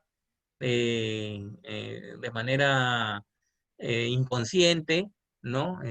Perdido en el espacio, en el tiempo, ¿no? Y ya uno se puede percatar de que esa persona comienza a tener eh, debilidad, tonalidad muscular, porque comienza a verlo como que se está yendo, inclinando. En ese momento nosotros tenemos que sostenerlo y de manera rápida y segura dirigirla hacia el piso, acostarla en el piso, ¿no? Vamos a sostener su cabeza, como ustedes pueden ver en la gráfica, para evitar que durante los movimientos convulsivos se golpee la cabeza. No vamos a aflojar las prendas. Ojo, no estoy hablando de quitarle la prenda, sino aflojar la prenda. En el caso de los varones, camisa, ¿no? Que si tiene corbata, soltarle toda la corbata, a desabrotonar los botones que estén cerca al cuello, soltar la correa un poco. Si el pantalón tiene un botón que está apretando el estómago, soltarlo un poco también, ¿no? Y como le comentaba, eh, el signo de una persona que está convulsionando son las contracciones musculares involuntarias que va a tener y esto hace que el cuerpo se sacuda de manera violenta, ¿no? Entonces, en caso de las convulsiones, ¿qué es lo primero que debemos hacer? Como les comentaba, lo primero que debemos hacer es aflojar las prendas, ¿no? Para que la persona pueda ventilar de manera correcta, ¿no? En segundo paso, dice que deberíamos colocarle algo entre los dientes para impedir que se muerda la lengua. La verdad, no sé en el caso de ustedes, pero las personas que yo he atendido por convulsión, ha sido bien extraño ver a una persona que esté con la lengua afuera y mordiéndose, ¿no? En ese sentido, se recomienda, o por experiencia les comento, tratar de no meterle nada a la boca, porque en el momento de convulsión lo puede con los dientes romper y se le va a meter dentro ¿no?, de la boca y le puede causar otro tipo de problema, ¿no? Eh, Ahora, en el tercer punto, dice que deberíamos colocar, ¿no?, almohadas o mantas dobladas debajo de su cuerpo, ¿no? En algunos casos, si es que se puede, sucede en casa, podríamos hacerlo, pero si estamos en un lugar donde no tenemos esas facilidades o esos recursos, como le decía, deberíamos sostener la cabeza, ¿no?, poner nuestra mano debajo de su cabeza para evitar que la convulsión haga que se golpee el cráneo contra el piso, ¿no? O sostenerlo con fuerza, ¿no? Ahí, con firmeza, para evitar que se golpee, ¿no? Debemos también, una vez que la convulsión comience a cesar, ¿no?, inclinar un poco su cabeza hacia un costado porque probablemente comience a salivar más, comience a botar fluidos, y no queremos tampoco que se ahogue con sus fluidos si lo tenemos, ¿no?, en posición de cúbito dorsal, ¿no?, con sus propios fluidos, ¿no? Inclinar un poco y para que pueda liberarse de esos fluidos que va a generar en su boca, ¿no? Como cuarto paso, procurar no sujetar al paciente de forma brusca o violenta, ¿no? O sea, lo vamos a dejar que su cuerpo tenga esas contracciones, vamos a sujetarlo con firmeza, más no de forma violenta, ¿no? Donde vamos a tratar de impedir que se mueva, pues, ¿no? Esa no es la idea. Una vez que la crisis convulsiva comience a ceder, debemos colocar a esa persona en posición segura, ¿no? ¿Cuál es la posición segura? Como ustedes ven en la imagen número 5, es acomodarla de forma lateral, ¿no? Debemos también ver, como les decía, los fluidos que probablemente haya generado durante la convulsión, los fluidos salivales, ¿no? Y una vez que se le ha colocado en esa posición de seguridad, ¿no?, estamos ya monitoreando a esa persona que va a comenzar a recobrar la conciencia de manera paulatina, nunca la debemos abandonar, siempre debemos estar ahí cerca a su rostro, a su cabeza, para que nos pueda observar y sujetarla, ¿no? Estarla siempre monitoreando, ver de que no se vaya a ahogar con sus propios fluidos, ¿no? Y esos son los puntos importantes que debemos tener en cuenta ante una crisis convulsiva. Llegamos al punto de la cadena de supervivencia. En este punto, nosotros siempre debemos tener presente que este tipo de actividades o este tipo de maniobras, ¿no?, o la forma como vamos a actuar, siempre tiene pasos que debemos seguir y no se puede hacer de manera individual. Siempre se hace en conjunto, siempre se hace en equipo. En esta cadena de supervivencia tenemos, ¿no?, los siguientes puntos, ¿cuáles? Que es el reconocimiento, ¿no?, y activación de los teléfonos de emergencia. Si bien es cierto, hay una persona que va a estar trabajando, debe haber otra persona que ya se debe estar comunicando, ¿no?, a los números de emergencia para que mientras nosotros estamos estabilizando a la víctima, esa respuesta ya debe estar en camino. No debemos trabajar sin habernos comunicado. Siempre lo primero que se hace al detectar a una persona, incluso antes de realizar maniobras, es comunicar. Si yo llego a un lugar, a un evento o a un incidente donde hay una víctima, ¿no?, evalúo la escena, recuerden, evaluar la escena si es segura, preguntar qué pasó, y ya voy a abordar a la persona, si está consciente o inconsciente, preguntarle, pedirle permiso para actuar, ¿no? Ya debo indicarle a otra persona que se comunique a los teléfonos de emergencia, ¿no? Con la posibilidad o probabilidad de observar y decir, esta persona se encuentra inconsciente, esta persona está sangrando, esos datos debe dársele a los números de emergencia para que vayan preparados y sepan a dónde están yendo y qué cosa van, a qué tipo de intervención van a realizar en el lugar. Con eso estamos ayudando bastante, con esos datos, con esa información.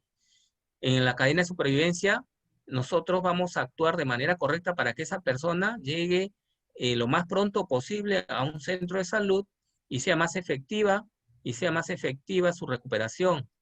Como le decía, debemos activar el servicio de emergencias, el RCP precoz siempre y cuando sea necesario, ¿no? Previa información que vamos a tener, evaluación de signos vitales, si la persona está respirando, si la persona tiene pulso, se va a realizar el RCP, previa evaluación. Desfibrilación precoz, eso es cuando ya viene, por ejemplo, un personal capacitado con un equipo un equipo electrónico de fibrilación, ¿no? Para poder ejecutar sobre la persona y reanimar o estabilizar ese latido cardíaco, ¿no? Y ya en el centro hospitalario a donde lo vamos a derivar, ya se encargarían de terminar nuestro trabajo prehospitalario y ahí ya se encargarían de hacer otros tipos de maniobras para levantar a nuestra víctima. En la cadena de supervivencia tenemos 4 puntos. Evaluar el lugar del accidente, nuevamente, recuerden. Evaluar el estado de conciencia del accidentado. Pedir ayuda. Y, por último, el RCP, ¿no? RCP es reanimación cardiopulmonar. Está basada en compresiones torácicas, apertura de la vía aérea y lograr que la persona ventile de manera correcta. Acá tenemos otro video, ¿no? Otro video de cómo se realiza una maniobra de RCP. Ustedes van a ver las imágenes y yo voy a ir comentándoles paso a paso.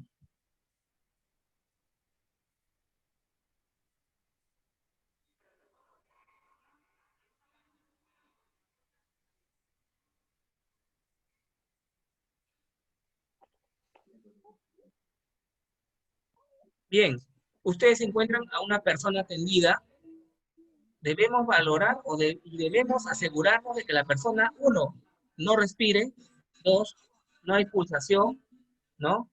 3, la persona no responde ante nuestros estímulos. Como ustedes pueden ver, la persona aquí, bueno, en esta presentación está que comprueba si la persona reacciona a los estímulos físicos, ¿no? Está pasando la voz, está hablando, ¿no? Y ahí es donde nosotros ya nos comunicamos con otra persona para que se vaya comunicando a la central de emergencias, porque la persona no tiene pulso, no responde, está inconsciente, ¿no? Y debemos nosotros ya realizar nuestra maniobra de RCP. Ahí estamos evaluando si la persona respira.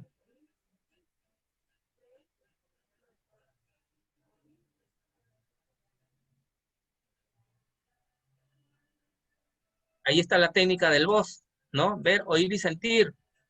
Si ustedes se dan cuenta, la cabeza la acomodado de manera delicada hacia atrás, y al hacer esa maniobra lo que hacemos es que la lengua no obstruya el paso de aire que nosotros vamos a realizar cuando hacemos las ventilaciones, ¿no? El ciclo para una maniobra de RCP es de 30 compresiones por 2 ventilaciones, ¿no? Lo que se hace es colocar el talón de la mano entre la línea intermamilar, ¿no? Punto medio de esternón, ¿no? Y se apoya uno con la siguiente mano sobre el talón, ¿no? Y comenzamos con las compresiones a una frecuencia de 100 compresiones por minuto.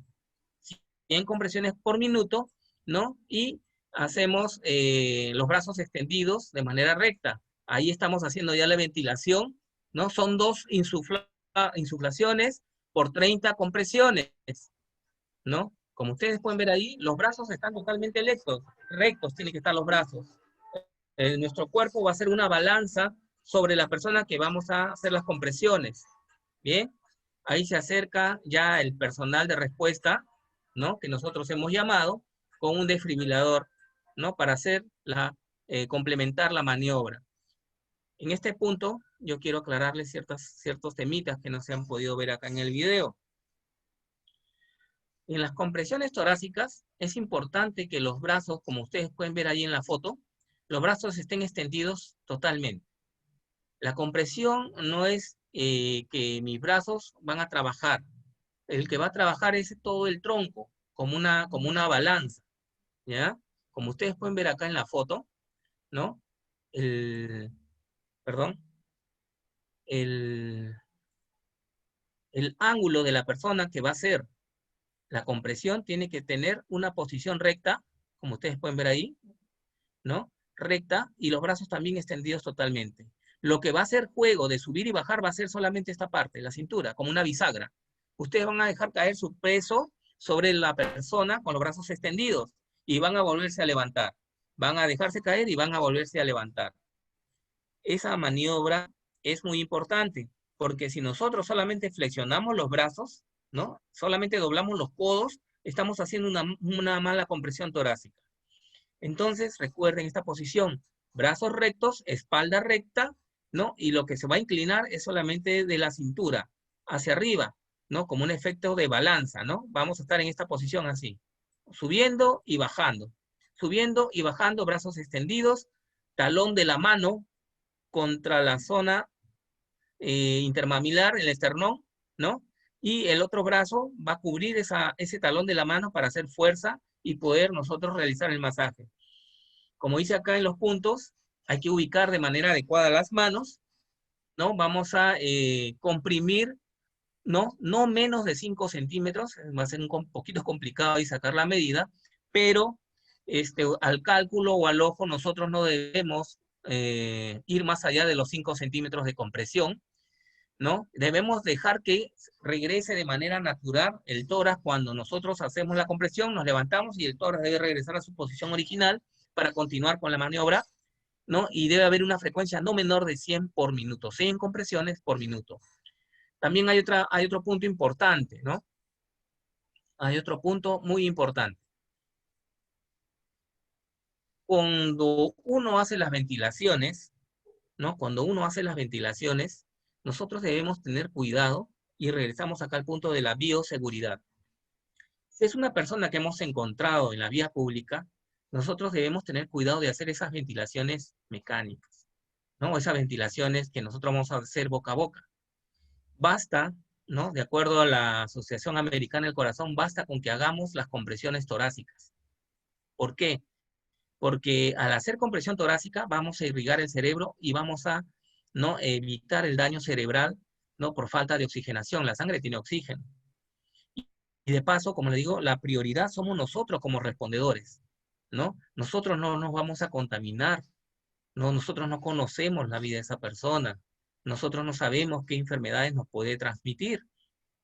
En el caso de que sea algún familiar, bueno, ese es otro tema, ¿no? Ya sí podemos nosotros realizar nuestras insuflaciones y compresiones en un rango de 30 por 2. 30 compresiones, 2 insuflaciones, ¿no? Y nuevamente repetimos el ciclo 5 veces. 32, 32, 5 veces, y ahí es donde nos detenemos solamente para evaluar. Evaluar en el pulso radial, ¿no? O en el pulso que tenemos en el cuello. Si nosotros detectamos pulso, ya podríamos dejar de hacer la maniobra. Si no detectamos pulso, debemos continuar con la maniobra hasta que llegue la ayuda especializada. Una vez que hagamos la maniobra de RCP, nosotros no podemos dejar a esa persona sin hacer las compresiones. Una vez que empecemos, no paramos hasta que llegue la ayuda. ¿Entienden? La Julio, idea es que... Sí, adelante, ingeniero. Julio, acá hay dos preguntas, justamente a lo que hablaste, tema de la bioseguridad. Dice, una Sí, consulta, ¿no? Por el tema de la pandemia del COVID-19, no se podría realizar la respiración boca a boca. ¿Cómo se podría hacer? Es una pregunta. Y la siguiente pregunta es, ¿cómo hacer RCP ahora en la pandemia si puede salir afectado? O sea, en ese caso, ¿qué haríamos, no? O sea, en el tema del tema del RCP y el tema de la respiración boca a boca, o el tema del contexto que estamos viviendo actualmente, Julio. exacto. Sí, a eso iba y quería comentarles, ¿no? En este tema del COVID, debemos mantener nuestra distancia social, debemos protegernos, debemos cuidarnos más todavía, pero es como lo que realizan actualmente los profesionales de la salud, ¿no? Ellos están expuestos a este tipo de pandemia, pero utilizan sus EPPs. Si nosotros, en este punto, estamos participando de una capacitación de primeros auxilios, como les comentaba en un momento, que ahora a partir de ahora yo voy a llevar mis guantecitos de látex, ¿no? Hay accesorios que nos pueden ayudar si es que queremos ventilar a la persona. Esto no es obligatorio, porque como les digo, la Asociación Americana del Corazón dice que ya no se va a hacer la respiración por tema de bioseguridad, por contaminación, por virus, por el tema de la pandemia, ¿no? Solamente vamos a hacer las compresiones, nada más, ¿no? Y eso, con eso ya vamos a hacer bastante por esa persona. Ahora, si yo voy a intervenir, tengo que tener toda mi protección. Por ejemplo, particularmente yo siempre ando con mis guantes de látex y yo tengo una mascarilla, una barrera entre que me va a proteger si es que llegara a hacer este tipo de ventilación, que es una mascarilla unidireccional, ¿no? Al soplar, si es que lo voy a hacer, porque también yo no voy a realizar esa maniobra de estar ventilando a una persona que no conozco, ¿no? A lo mucho voy a hacer las compresiones torácicas, ¿no? Hay una, como le digo, hay una barrera que es una mascarilla unidireccional, donde puedes dar la ventilación y te va a proteger de que esa persona no te retorne el aire que tú le estás insuflando, ¿no? Pero eso es para, como les digo, en mi tema, como bombero, nosotros tenemos esas barreras, ¿no? Y también como bomberos sabemos que ya no podemos hacer esas maniobras, pero estamos tocando esos puntos para que ustedes tengan conocimiento, ¿no? Tengan conocimiento de cómo se realiza y cuáles son los puntos que debemos manejar, nada más. Ingeniero, ¿habrá alguna otra pregunta? Julio, aquí hay dos preguntas, ¿no? Ingeniero, sí. ¿Me copias? ¿Me van a copiar? Sí, sí, sí. Ya, Lo Julio, sí, mira, escucho, acá ingeniero. dice, si al aplicar el RCP se escucha fracturas, ¿se sigue con las comprexiones o se deja de hacer? Es una primera pregunta, y la segunda pregunta es, pero si al realizar la compresión torácica se va a generar aerosoles. O sea, como hablamos del tema del COVID, son dos preguntas ahí, Julio, no sé cuál, ahí si nos puedes ayudar con las respuestas. Ya, muy bien. En primer lugar, para que yo les voy a hablar de mi experiencia, ¿no? A veces al hacer compresiones se generan lesiones o fracturas a la altura del esternón, ¿no? Dependiendo de la persona que estamos realizando esta compresión. Por ejemplo, en adultos mayores debemos tener mucho cuidado, ¿no? Pero mayormente la zona del tórax, ¿no? Las costillas, el esternón, tienen cierta flexibilidad, a no ser, pues como les digo, no de que realicemos una maniobra y no mantengamos los puntos que acabábamos de mencionar, como por ejemplo, no deprimir más de 5 centímetros el tórax. Yo sé que es un poco complicado tener una medida para poder hacer esta maniobra y no excedernos, ¿no? Han habido casos donde han habido fracturas, ¿no? Fracturas de esternón, ¿no? Las costillas que están próximas al esternón, ¿no? Pero a Dios gracias, a los casos que yo he conocido, ¿no? Esas fracturas no han lesionado ningún órgano interno y se han sido fracturas que se han quedado en su lugar, ¿no? O sea, ha tenido fisura, no fractura, fisura, perdón, fisura, ¿no? Pero créanme que esa persona que ha sido, que le hemos ayudado a salir de ese paro cardiorrespiratorio, eh, se ha sentido salvada por esta maniobra. Se ha sentido salvada por esta maniobra. Entonces, como yo siempre digo, tenemos que evaluar riesgo-beneficio, ¿no? Riesgo-beneficio, ¿no? De poder llevar a cabo una maniobra en la cual vamos a salvar una vida, ¿no? A pesar de que pueda ocasionarle una fisura, porque para que haya una fractura, pues tiene que ser una maniobra agresiva, pues, ¿no? Una maniobra agresiva. Y en el otro punto, como decía, ¿no? En la pregunta, que se producen aerosoles, entiendo de que va a exhalar esa persona, ¿no? Un aire contaminado, ¿no? Donde me va a generar un posible contagio de COVID. Como le decía, tenemos que evaluar nosotros. Tenemos que evaluar. Nosotros no sabemos si esa persona tiene o no tiene COVID, ¿no? Pero yo intervengo siempre y cuando tenga cómo protegerme, ¿no? Tenga cómo protegerme, ¿no? Ahora todo el mundo creo que anda con sus caretas protectores faciales, con su mascarilla, ¿no? Y si yo creo y veo las condiciones y estoy totalmente convencido de que lo voy a hacer, yo lo haría, pero protegiéndome. Yo lo haría, pero protegiéndome. Si no tuviera ninguna barrera, ningún medio, no lo haría. Pero recuerden esto, a las personas que podríamos encontrar en el camino y son víctimas, hay que ser empáticos. Si en algún momento me pasara a mí me gustaría que me ayuden. Y creo que con eso le respondo a las preguntas. Ingeniero, ¿habrá otra pregunta más? No, Julio, esas son las únicas dos preguntas que ha habido. Sigamos con Ya, la exposición. muy bien.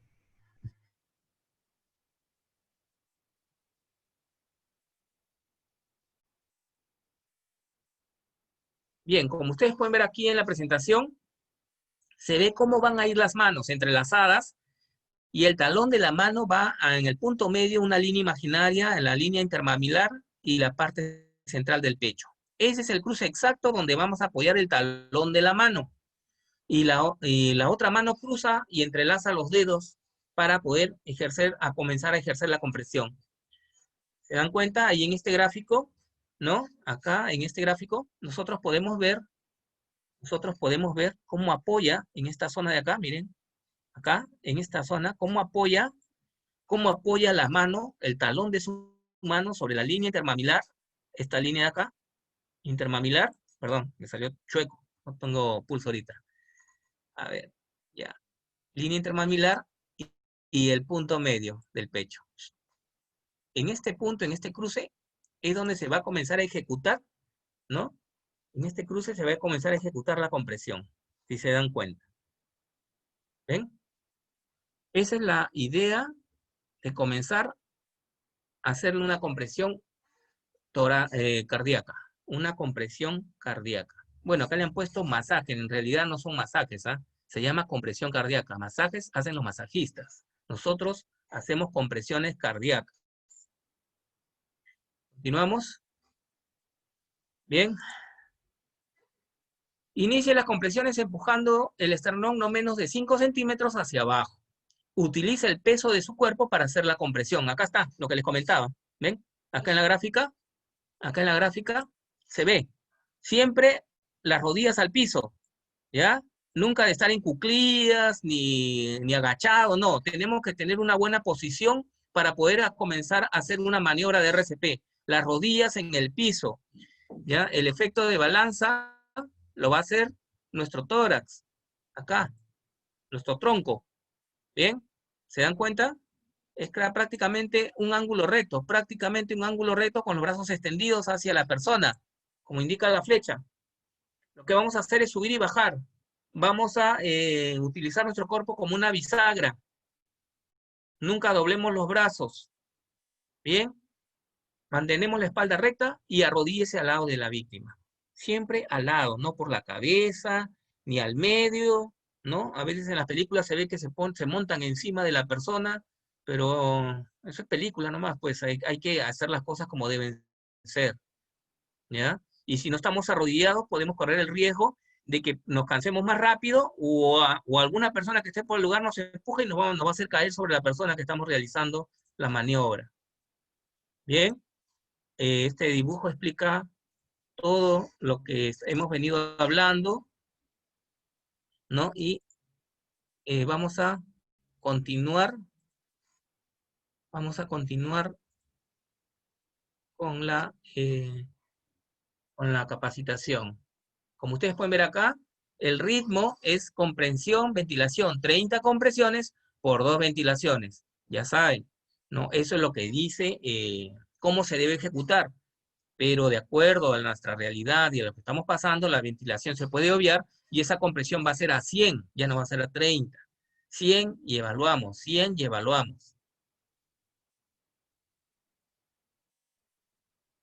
Maniobra de cómo efectuar una apertura de la vía aérea. Lo primero que debemos hacer es extender, ¿no? Y se eleva el mentón, se extiende la cabeza, como ustedes pueden ver ahí, en el punto, ¿no? Acá, en esta zona de acá, la cabeza hacia atrás y se levanta el mentón con la otra mano. De esa manera, en esa forma, la lengua que podría obstruir una ventilación apropiada se va a acomodar y no va a obstruir la vía respiratoria, ¿no? Esa es la función o esa es la particularidad de esta maniobra, ¿no? Y ustedes pueden ver ahí, ¿no? Cómo se realiza de manera correcta, ¿no? Esta flexión de la cabeza. Debemos tener cuidado también porque supongamos que esta persona está inconsciente, paro cardíaco y ha tenido una lesión por la caída, ¿no? Por la pérdida de conocimiento instantáneo, se golpeó la cabeza. Debemos evaluar que esta persona no tenga ningún tipo de sangrado a nivel de cabeza que pueda, al momento de hacer esta maniobra, lo pueda perjudicar más todavía. Debemos tener mucho cuidado al hacer esta flexión. Bien, continuamos.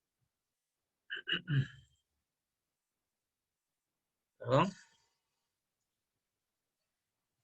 Acá ustedes pueden ver ya cómo al flexionar la cabeza, la boca prácticamente, naturalmente se abre, ¿no? Se abre, ¿no? Abrimos, esta maniobra se le llama frente-mentón, y al abrir la persona o la víctima la boca, nosotros vamos también a observar, por ejemplo, han habido casos, ¿no? Donde la persona ha tenido algo en la boca. Puede en ese momento haber estado comiendo algo, no chicles, incluso hasta prótesis dentales, ¿no? Que en su momento por la caída se salen de su lugar y obstruyen que haya una buena ventilación. Todo eso se le va a retirar, ¿no? Por eso nosotros nunca se olviden el guante de látex. Vamos a, con los dedos, retirar todo lo que pueda haber como cuerpo extraño dentro de la boca en ese momento, para poder hacer una buena maniobra. Acá se ve, ¿no? Cuando la cabeza está en posición normal, sin flexionar, como la vía está cerrada, la vía por donde va a ingresar el aire cuando se hace la maniobra, y cuando está flexionada la cabeza hacia atrás, ya pueden ver ustedes cómo se ha liberado la zona por donde va a ingresar el aire, ¿no? Por donde va a ingresar, ¿no? Acá está, toda esta zona de acá, va a ingresar con facilidad el aire que se va a insuflar en él. Incluso, ¿no? Hay un accesorio que se llama un ventilador mecánico no, perdón, es el famoso ambú.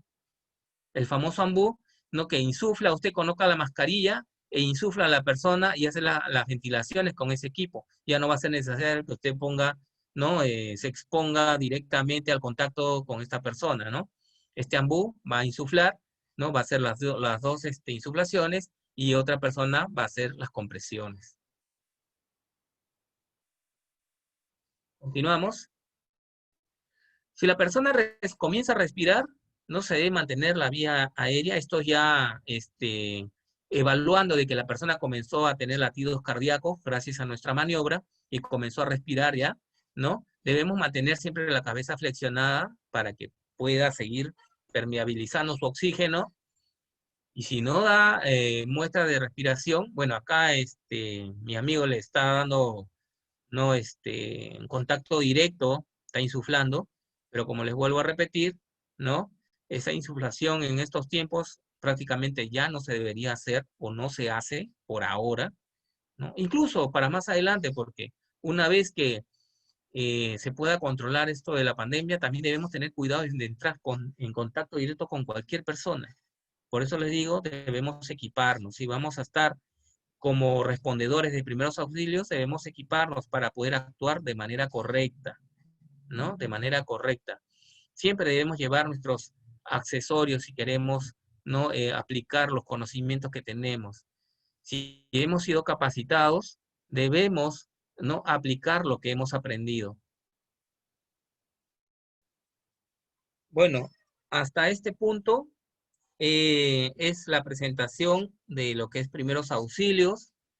No sé si tendrán algunas preguntas para poder absolverlas, poder iniciar de repente, compartir experiencias hasta este punto, ingeniero. A ver, estimados, no sé si tendrán alguna duda, alguna pregunta, muchachos.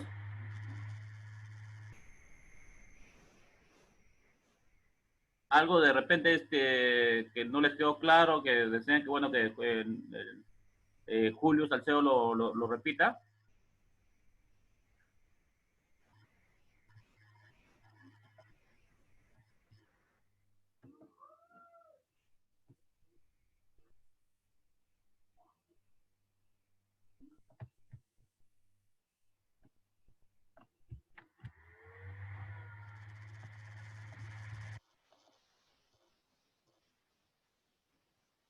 ¿Puedo agregar algo, ingeniero, ahí al tema? Claro, sí, Julio, no hay problema. Bien, muy bien. Lo que les quería comentar lo que le quería comentar en estos puntos, como son la maniobra de RCP, la maniobra de Heimlich, ¿no? Yo siempre me gusta compartir experiencias sobre estos puntos, ¿no? Como les decía hace poco, si yo estoy capacitado y me siento, ¿no? En total confianza de realizar este tipo de maniobras, ¿no? Es importante que las ejecutemos, pero nuestra prioridad primero es nuestra integridad. La prioridad es que nosotros nos cuidemos. Nosotros vamos a estar expuestos posiblemente ante personas que no conozcamos, sea en nuestro trabajo, sea en nuestra universidad, sea en la vía pública, ¿no? Lo bueno o lo maravilloso de saber primeros auxilios es que nosotros vamos a estar en contacto con una persona que en ese momento está sufriendo un daño, ¿no? Lo importante, como les decía, es darle el soporte, ayudar a las personas, ¿no? Y de esto le podemos dar fe todos los bomberos, ¿no? Ayudar a una persona no tiene precio, señores, ¿no? Sacar adelante a alguien que está sufriendo no tiene valor. Si nosotros estamos convencidos de que lo vamos a hacer, hagámoslo. Una vez que iniciamos una maniobra, no paremos, ¿no? Estos tipos de maniobras son bien cansadas, ¿no? No por el hecho de que comencé una maniobra y me sentí cansado, voy a abandonar a mi paciente o a mi víctima. Nosotros debemos culminar nuestra labor. Recuerden la cadena de supervivencia. Mientras uno está trabajando, la otra persona debe estar ya comunicándose. En el peor de los casos, que esté solo. En el peor de los casos, que no haya nadie. Solamente esté esa persona. Recuerden, evaluar escena, ¿no? Verificar que no haya ningún elemento que me pueda causar daño, ¿no? Mis EPPs o mis equipos de bioseguridad, guantes, lentes, mascarilla, ahora como lo del COVID, nuestra protector facial, ¿no? Acercarnos, preguntarle a la persona si está consciente, y así no esté consciente, tenemos que hablarle, tenemos que entrar en contacto con la persona, a ver si responde, cómo entro en contacto, ¿no? Con unos puntos, por ejemplo, tocándole la parte del pecho, o de repente haciéndole como presionando con nuestros dedos la parte superior del hombro, donde tenemos el tendón donde mayormente nos hacen masajes, ahí se le presiona, ¿no? No lo vamos a sacudir con violencia porque esa persona, pues de repente debemos sospechar que tiene lesiones en el cuello por la caída o en la cabeza, no debemos sacudirlo con violencia. Hablándole, puede ser que esa persona en ese momento responda, puede que no, pero eso es todo el protocolo que se debe seguir, ¿no? Evaluar si tiene pulso o no tiene pulso. Todo esto lo debemos hacer lo más rápido posible. Recuerden que el cerebro después de 5 minutos ya comienza a deteriorarse por falta de oxígeno y va a ser muy tarde ya realizar una maniobra ahí, ¿no? Entonces, recuerden, esos pasos son importantes. Y avisar, se debe avisar con tiempo. En la cadena de supervivencia está ese punto, debemos alertar para que mientras nosotros estamos trabajando, ya está llegando el equipo de respuesta de forma inmediata. Recuerden que en este tipo de eventos o escenas siempre va a haber personas, los curiosos que están mirando. Yo debo apoyarme en ellos, ¿no? Debo darle responsabilidad a uno de ellos de forma segura y con voz de mando. Si yo estoy trabajando y veo a alguien que está ahí observando, a esa persona le doy la responsabilidad de que me llame por teléfono a los números de emergencia, a los bomberos, a la policía, a Serenato, ¿no? Todos sabemos los números de emergencia, en nuestros celulares debe estar grabados esos números de emergencia, un directorio, ¿no? Debemos nosotros asumir el liderazgo durante este tipo de eventos. Debemos tener la tranquilidad para afrontarlos de manera correcta y no parar hasta que esa persona sea evacuada a un centro hospitalario, donde va a culminar las labores que nosotros hemos iniciado. Nosotros iniciamos trabajo prehospitalario y esta persona se va a realizar ya trabajos intrahospitalarios y posiblemente ya poshospitalarios. Recuerden, todo lo que hemos aprendido el día de hoy es muy importante. Y también el tiempo invertido en ustedes les va a dar frutos, porque estas capacitaciones no solamente nos ayudan en nuestra vida personal, sino en nuestra vida profesional. Últimamente en las empresas están pidiendo bastante personal que tenga conocimientos de primeros auxilios o lo que es una brigada de lucha contra incendio. ¿No? Debemos contar con este tipo de documentación para tener un poco más, ¿no?, de competencia. Entonces, yo les recomiendo, señores, de que puedan ustedes también contar con este tipo de certificaciones dentro de sus CVs, ¿no? Vamos a coordinar con el ingeniero Lobato, ¿no? La entrega también de unos manuales a las personas que soliciten un certificado para poderle facilitar un manual, una ayuda a memoria, un manual de bolsillo, para que ustedes puedan tener, ¿no? Los protocolos, un directorio de emergencias a la mano. Ingeniero, ¿alguna pregunta? Sí, Julio, mira, acá hay una pregunta que nos dice, ¿no? ¿Qué hacer en caso de encontrar a una persona en un shock eléctrico? ¿Cómo puedo ir a ayudarla? Dice. Un choque eléctrico, choque eléctrico. Muy bien. Una persona que ha sufrido una descarga eléctrica. El primer Exacto. paso, recordemos, lo primero, asegurar la escena y evaluar, observar, rápido, ver qué ha pasado, ¿no? Si esa persona está en un lugar público, en un centro laboral, si está en la calle, está en mi domicilio, ¿no? Está en un lugar donde hay más personas, preguntar qué pasó, ¿no? Porque yo no voy a acercarme a tocarla, puede estar todavía el cable energizado o el lugar energizado y yo también me voy a convertirme en víctima. ¿Qué hacer? Lo primero, como le digo, preguntar, evaluar la zona y si es posible cortar la energía eléctrica. Yo no lo voy a hacer, tenemos que hacerlo entre varios. Si hay personas ahí, es seguro de que esas personas conocen el lugar y las instalaciones y dónde podría estar una llave para poder cortar la energía eléctrica. Eso es 100% seguro, ¿no? Lo primero, cortar la energía eléctrica y después de cortar la energía eléctrica, evaluar a esa persona, sus signos vitales, como son la respiración, la pulsación, ¿no? Ver si esa persona está consciente o inconsciente. Un choque eléctrico produce quemaduras graves, ¿no? Que posiblemente no las podamos ver. Tenemos que evaluar a esa persona, tenemos que equiparnos, recuerden sus guantes, para poder tocar a esa persona. Si tiene quemaduras, ya sabemos, ¿no? Nosotros no vamos a, a aplicarle ningún tipo de elementos que puedan afectar más o puedan empeorar sus quemaduras. Tenemos que emplear lo que tenemos en nuestro botiquín en ese momento o estabilizar lo primero que es su corazón ante un choque eléctrico, probablemente haya hecho paro cardíaco, ¿no? Y tenemos que evaluar qué es más importante, entender su quemadura o hacer el RCP. En este caso, lo más acertado es iniciar el RCP si es que hay paro cardíaco, porque de nada me sirve atender su quemadura si la persona no está latiendo su corazón. De esa forma, nosotros tenemos que siempre ver evaluar los procedimientos a seguir, pero esa forma de actuar tiene que ser con bastante calma, analizar bastante, no vamos a entrar en pánico, porque si entramos en pánico nos vamos a bloquear y no vamos a saber qué hacer. Ingeniero, ¿habrá alguna otra pregunta? A ver, estimados, ¿alguna otra pregunta? Estamos en el tiempo, bueno, para realizar alguna pregunta, alguna duda, algo que no quedó claro, muchachos.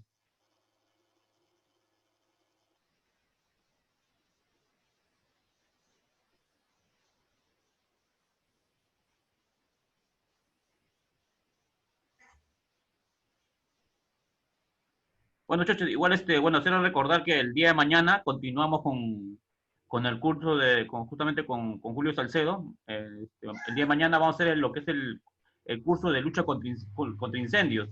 También un punto importante en el tema de respuesta ante emergencias. Igual quedan invitados, y ahí por el chat les he enviado el número de contacto en caso estuvieran interesados. Como comentó Julio, para los que están interesados en el certificado, el PPT, el manual y acceso al video, ahí les dejo el número telefónico. O también les hemos invitado para que se unan a nuestro chat de WhatsApp. Ahí estamos publicando varios cursos en el tema de seguridad en el trabajo, el tema de primeros auxilios, el tema de normas ISO. Vamos a ir programando más adelante, ¿no? No sé si habrá alguna otra pregunta, muchachos.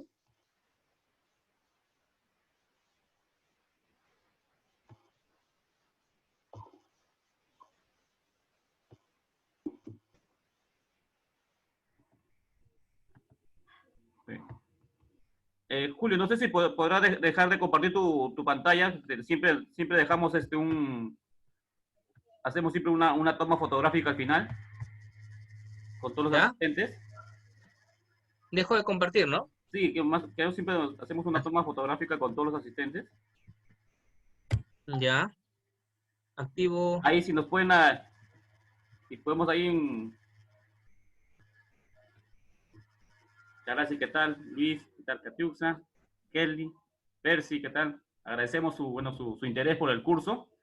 Julio, no sé si puedes activar tu pantalla, bueno, para tu cámara para hacer una toma. Todos están peinados, no hay problema. A ver, Todos están peinados. estamos igual, ¿eh? Ahí, con dedito A de ver, like. ingeniero. Dedito de like ahí. ¿Puedes activar ahí tu cámara, Julito? Sí, a ver, espérate. Julio no quiere salir. Me he extraviado. Ahí está, Julito. A ver, ahí estoy. Ahí está, Julito. Ahí estoy. Muchas gracias a todos los... Bien, muchachos, muchas gracias por recibir la comunicación conmigo. Como dice el ingeniero Lobato, cualquier duda, consulta que ustedes necesiten, estamos ahí para eso, ¿no? Y siempre todos aprendemos de todos. Ya va a haber alguna ocasión que con sus preguntas uno va recordando o aprendiendo otras cositas más. Muchas gracias. Igual por el chat, muchachos, estoy dejando el grupo de WhatsApp. En el grupo de WhatsApp vamos a ir programando más cursos. Como les comenté hace un momento, vamos a hacer cursos de seguridad en el trabajo, cursos de normas ISO. Vamos a de repente programar un curso de lo que es de auditor interno de seguridad en el trabajo. Tenemos ya contacto con un auditor líder que esté especializado en estos temas, ¿no? Entonces, igual, nuevamente les voy a enviar el tema a nuestro WhatsApp para cualquier consulta y cualquier duda. Igual, quedan invitados el día de mañana, muchachos. El día de mañana vamos a ver la parte de lucha contra incendios. Bueno, eso sería todo. No sé si habrá otra consulta, otra duda. Igual, Julio Salcedo nos va a estar acompañando el día de mañana, ¿no? Con el tema lo que más le apasiona a Julio es el tema de lucha contra incendios, ¿no? Eso es lo que él más se ha preparado. El número de WhatsApp. Ahí les voy a dejar mi número para cualquier consulta.